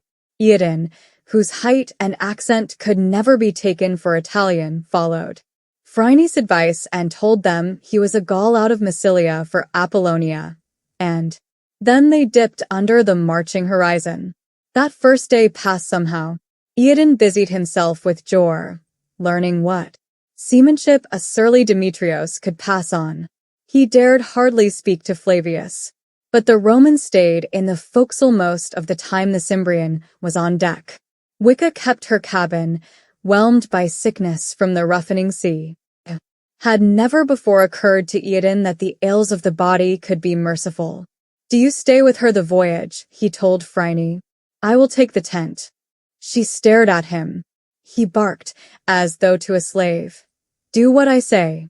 Her eyes grew blurred, but she nodded. The crew came on deck, idled in the sun till Jor went roaring among them with instruction in the deckhand arts. He had to knock down a couple before he got some obedience. It were best you keep all the weapons, he said to Iadon. The Cimbrian nodded, with a dim try at a jest. Even yours? If you wish, said Jor, surprised. He wore a sword at his thick waist. But spare me my hammer. Hanging by a thong around one shoulder, it was an iron-headed mallet, 1.5 feet long and some 15 pounds in weight. Oh, keep your sword, said Iadon. But what would you with that tool? I found it a good weapon yesterday, though a little too short in the haft. It needs more strength to wield than a battle-axe, but I am strong, and it will not warp or break when needed most.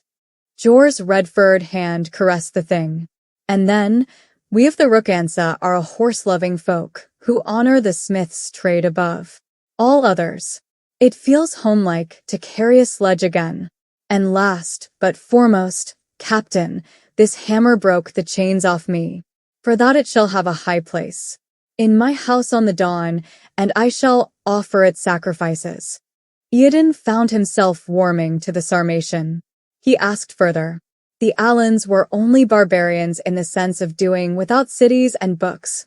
They were a widespread race, many tribes between the Dnieper and the Volga, who farmed and herded for a living. They bred galloping warriors, word-crafty bards, skillful artisans. They traded with the Greeks on the Black Sea and had not only meat and fish and hides to sell, but cloth and metal shaped by their own hands.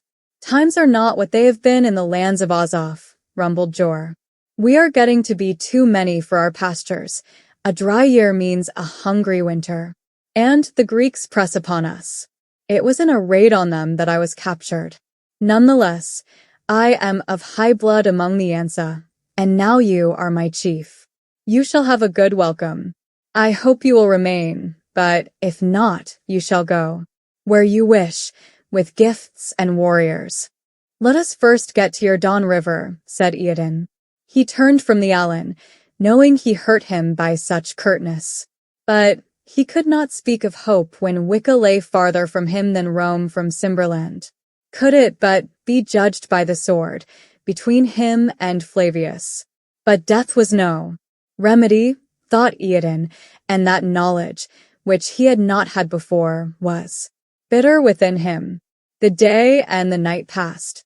He noticed that the crew were beginning to talk in small groups, on the deck or down in the south. The former captain jerked a thumb at the sight as he neared. He thought little of it. When he came from his tent next morning to take his watch with Demetrios, there were cloud banks piled white in the south. The former captain jerked a thumb at the sight.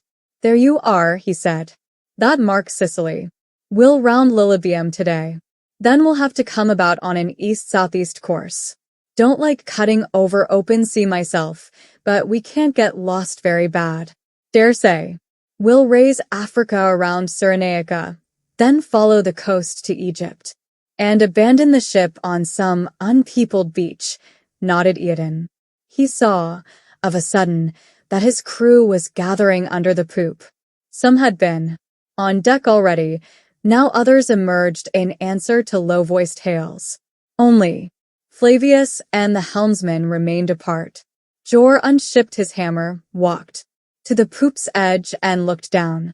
The wind tossed his hair and beard like flame. "What's this?" he said. "What are you mucktoads up to?" A very young man, dark and aquiline, not all the eagerness whipped out of him, waved his hands at the others. "Come, follow me," he said. "This way. Stick close. We've all decided. Now we've all got to stick together." They shuffled their feet, sheepish under Eodin's chilling green gaze. A burly man in the rear began to herd them along, slapping at stragglers. They drifted toward the Cimbrian. "Well," said Eodin.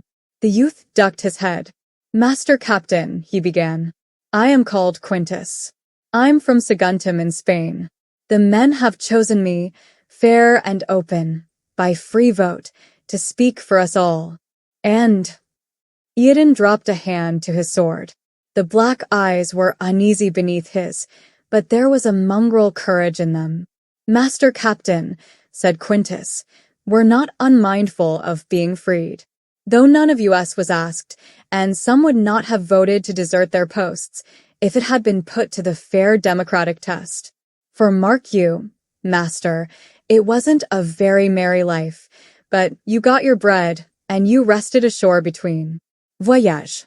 Now we can look for nothing but slow death, the innocent with the guilty, if we're caught." "I do not intend to be caught," said Eodin. "Oh, of course not, master." The boy washed his hands together, servilely, and cringed. But he did not leave the spot where he stood.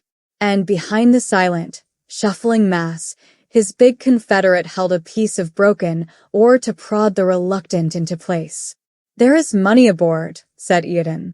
"When we come to Egypt and beach this hulk, we shall divide the coins and go our separate ways. Would you not rather become a free Alexandrian worker than sit chained to a bench all your life?" "Well, now, sir, the free man is often only free to starve. An owner keeps his slaves fed, at least. Some of us is right unhappy about that. We don't know how to go about finding work in a strange land. We don't know the talk nor customs, nor anything. The older of us are all too plainly slaves, with marks of shackle and whip, maybe a brand. And what have we got to prove we was lawfully freed, if anyone asks? Master Captain, we have talked about this a long time and reached a fair democratic decision, and now we crave you listen to it." Eodin thought grimly, "It is another thing I had not understood, that a slave need not be pampered to embrace his own slavery." He said aloud, forcing a grin, "Well, if you want to be chained again, I can oblige you." A few men snickered nervously. Quintus shook his head. "You make a joke, master. Now, let me put it to you square, as man to man. For we are all free comrades now, thanks to you, Master Captain. But we are all outlaws, too. None dare go home unless they come from a far barbarian land. None of us from civilized parts can ever return, now can we? But we've got this ship, and we've got arms. There are not so many of us yet, but with the first success we can have, more like ourselves. And the Eastern Sea is full of trade. I know those waters myself. There is also many an island around Greece where nobody ever comes to hide on, and many a lesser port we could sail into to spend our earnings, where no one asks how it was earned." "Get to the point, you dithering blubberhead," said Jor. "You want to turn sea bandits, is that the way of it?" The Spanish youth shrank back, swayed forward again and chattered. Pirates, pirates, Master Captain. Free companions of the mid-world sea. There's no other hope for us. Not really, there isn't. If caught, and many of us would surely be caught, wandering into Egypt by ourselves, we'll die anyhow. This way, if the gods are kind, we'll not die at all. Or if we do, we'll have had good times before. Pirates, mumbled the crew. Pirates. We'll be pirates. Jor leaped down to the main deck so it thudded beneath him. He walked forward in a red bristle, his hammer aloft. You fish-eyed slobberguts, he roared. Back to your duty. The burly man hefted his broken oar. Now, master mate, he said, be calm. This was voted on, democratic, supplied Quintus. So now a ship is to be a republic, called Flavius from the poop. I wish you joy of your captaincy, Eodin. The Cimbrian closed fingers about his sword. He could not feel the anger that snapped from Jor. It seemed of no great importance when Wicca had cloven herself from him. I do not wish this, he said mildly. Emboldened, the Spaniard stepped close to him. Oh, Master Captain, there was no thought of mutiny, he exclaimed. Why, we are your best friends. That was the first thing I said when we met to talk this over. The captain is our captain, I said, and I have better things to do than skulk about these waters. But captain, sir, we'll be your men. We'll do anything you say. The boy grinned confidently, pressing his words in. Just treat us like men, with some rights of our own, is all we ask. I'll treat you like an anvil first, snorted Jor. His hammer lifted. No, wait. Eodin caught the mate's arm as Quintus scuttled back squealing. Let them have their way. Dissa, said Jor with horror. You'd turn into a louse-bitten pirate who could be a king of the Rook Ansa? Oh no. We shall still leave the ship in Egypt, as we planned. But if they want to take it afterward and go roving, it is no concern of ours. Eodin bent close, muttering. Until we do get there, we'll need a willing crew. We'll have one, if you'll let me bang loose a few teeth, said Jor. I know this breed. Yellow dogs. They'll lick your feet or pull out your throat, but not in between. It is not my pleasure to fight our own men, said Eodin coldly. But, well, so be it, my chief. Eodin turned back to the others. I agree thus far. You may have the vessel after I have disembarked at my goal. Meanwhile, I advise you to learn better seamanship. But, Master Captain, said Quintus, we know you and the honored mate are the best fighters aboard. We want you to lead us. Eodin shook his head. Well, will you lead us against any ships we may happen to find before you depart? Eodin shrugged. As you like, provided I think it is safe. Oh, indeed, master, indeed. The boy spun around to face the men, raising his arms. Give thanks to the captain. Hoy, cried Demetrios in dismay. What about me? You'll do as you're told, said Jor. Demetrios gulped and looked appealingly at Flavius. The Roman smiled, winked, and came down the poop ladder. Your watch, he said. After a while, Eodin began to regret not following Jor's counsel. His crew had become still more slatternly. Now they would do nothing but sit about boasting of their future until he finally kicked them into sullen labor. Quintus sidled up in the afternoon and proposed that the weapons be handed out so the men could practice. Eodin told him they should first practice being sailors. Quintus argued. He would not stop arguing until Eodin finally knocked him to the deck. Then he slouched off, muttering, to find his big friend. Toward evening, Wicca came on deck. She was supported by Phryne, and her face was pale. Eodin's heart turned over. He went to her and asked, Do you feel well, my darling? Better, she said dully, but so tired. Phryne, who had not followed their Cimbric, said angrily to Eodin, She shivers. With cold. I have no warmth to give her.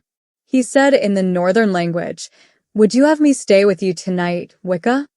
"As you wish," she said. "You are my husband." Eodin left her, went to the hearth and struck the cook with his fist for a bad supper.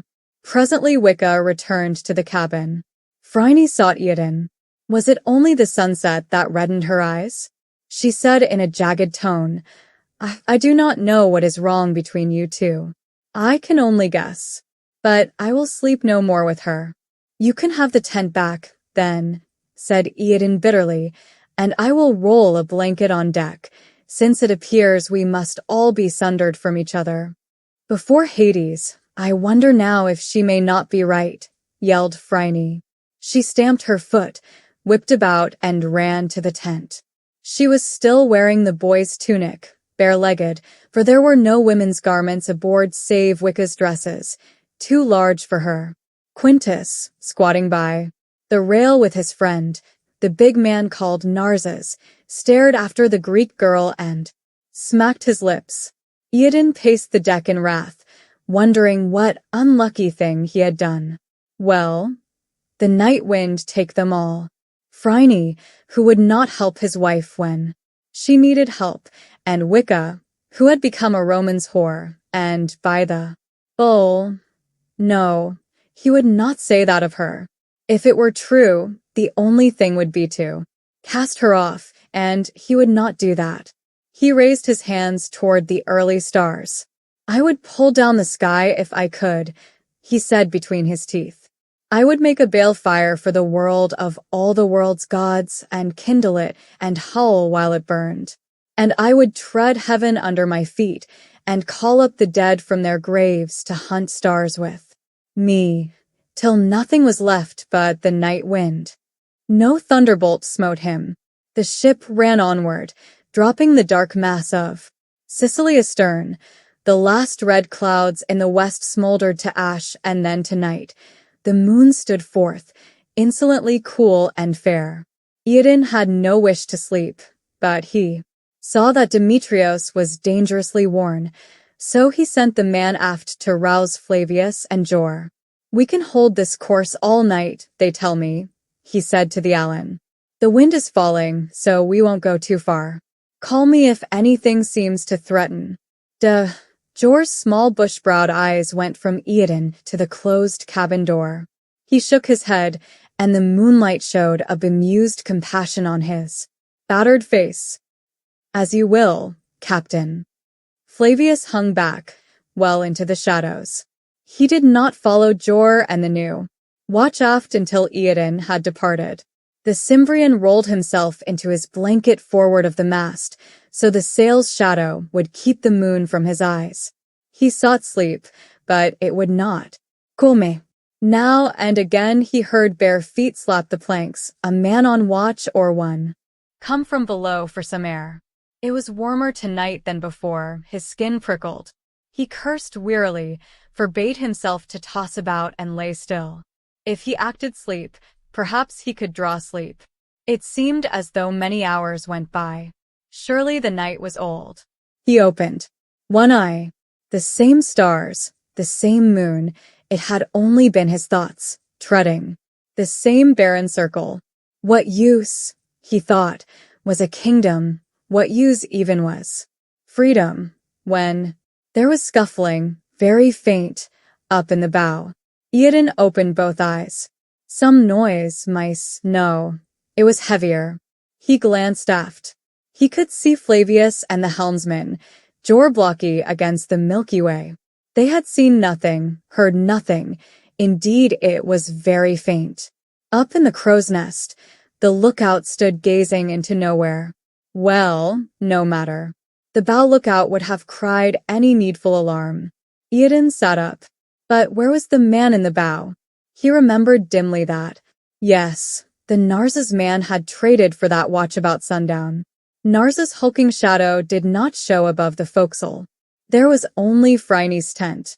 With a cold thought of long-necked monsters raiding ships' decks for their food, Eodin sprang to his feet.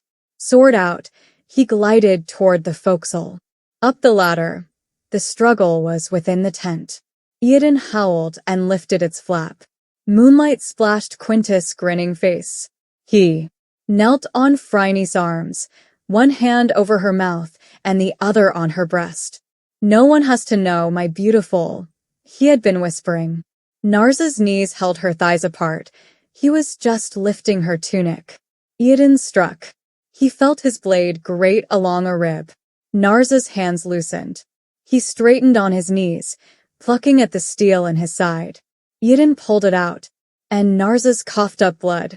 Eoden struck him again, between the jaws, so that it crashed. The sword came out the back of his neck. Quintus leaped from the upper deck. Help, he wailed. Help, men, help. Phryne struggled from beneath Narza's.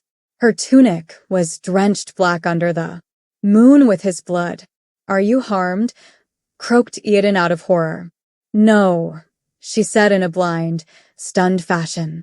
You came soon enough. She looked at her dripping garment, and a shudder went through her. She undid her belt and flung the tunic over the side. But I would have bled so much less, she cried. What is it? Bawled Jor. Stand fast. The crew boiled from the hatch. Eoden put his foot on Narza's face and tugged. The sword free. It took all his strength. He sprang down to the main deck. Where is Quintus from Saguntum? He roared. Bind me that offal before I kill the rest of you. They swirled and screamed on deck. Blue shadows mingled in the white. Relentless moonlight. Jor went among the crew, striking with the butt of his hammer. Eoden saw Quintus huddled up against the poop, hands raised before his face. There, he shouted. There. Help, shrieked the boy. Help me. He has gone mad, shipmates. Hold off that barbarian. It was a while before some sort of calm had been restored. Then Eoden stood before Quintus and said, This creature tried to violate a woman. You have heard the punishment. Nail him up. No, no, no, chattered Quintus. It isn't so, mates, it isn't so. She lured us herself. She did. She begged us to come to her. Look at her there, flaunting herself. Their eyes all went forward, where Phryne wept as she stood at a water bucket sponging Narza's blood off her skin. It's just his jealousy. This barbarian is a worse tyrant than Overseer ever was. Are you going to stand for this, mates? Jor tossed his hammer in the air. That you are, he said, or feel my little kissing engine here. Bring us some rope. Up this dog goes. By now Flavius and Demetrios had joined the crowded, frightened band. The Roman stepped forth, raising an arm. Moonlight outlined him white and clean as some marble god. He said in easy tones, Of course I was taken prisoner, so perhaps I've no right to speak. But I do still think of myself as a shipmate. I'm a sailor, too, for pleasure, and we're all on this same keel together. So, if you would hear my words. Be still, said Eoden. This is nothing worth talking about. Wicca came from her cabin. What is it? She asked. What has happened? She looked so young and alone that a power seized upon Eoden. Willy-nilly he must go to reassure her. And meanwhile Flavius waved an angry Jor aside, casually, and went on. I understand you turned pirate to escape Rome's crosses. But have you gained much when your own captain begins to crucify you, one by one? Why, this youth was the spokesman of your liberty. Will you listen to him cry in his agony tomorrow? If so, you will deserve the cross yourselves, and you will get it. What does the captain care? He is only going to Egypt. It is nothing to him if he kills one of you outright and hangs up another to keep you awake with dying groans. So you, already undermanned, are overcome at your first battle. What of it, says your captain, safely ashore. Now that's muck bespattered enough, growled Jor. One more word from anybody and I'll spray his brains on deck. Hail, free companions of the sea, declaimed Flavius, and stepped aside. Phryne left the pail, her body glistened wet as she ran, and when she caught Eoden's hands her own were like some river nymphs. He remembered again. Cool forest becks in the north, when he was small and the world a wonder. Eodin, she cried, you'll not do any such thing. But he would have. He did not succeed. And, even if he had, would it restore what I lost?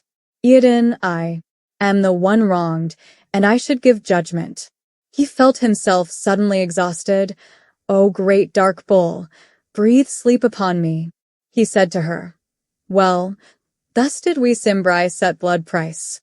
What would you have me do to this animal? Phryne looked into the boy's liquid eyes and saw how his thin chest went up and down with terror. Let him go, she said. He will not harm me again.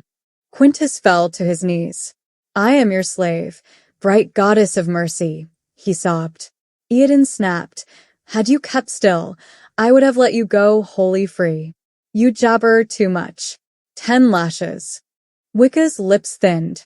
You are too soft, Eodin, she said. I would have put him on the yardarm.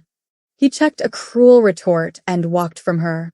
While the needful work was being done, he heard Flavius speak low by the rail. With a crewman. It is true, a violently rebelling slave may not live. However, this case is unusual. I have influence, and of course it is always possible in case of mutiny. Shall we say a few loyal souls had been manumitted beforehand and thus did not come under the law? Much would depend on the testimony of any Roman citizen. Eodin thought that trouble was being cooked for him, but he could only stop such mumbles by cutting out every tongue on board. Fire burn them all. He would do what he could, and the rest lay with that weird he had called down upon himself.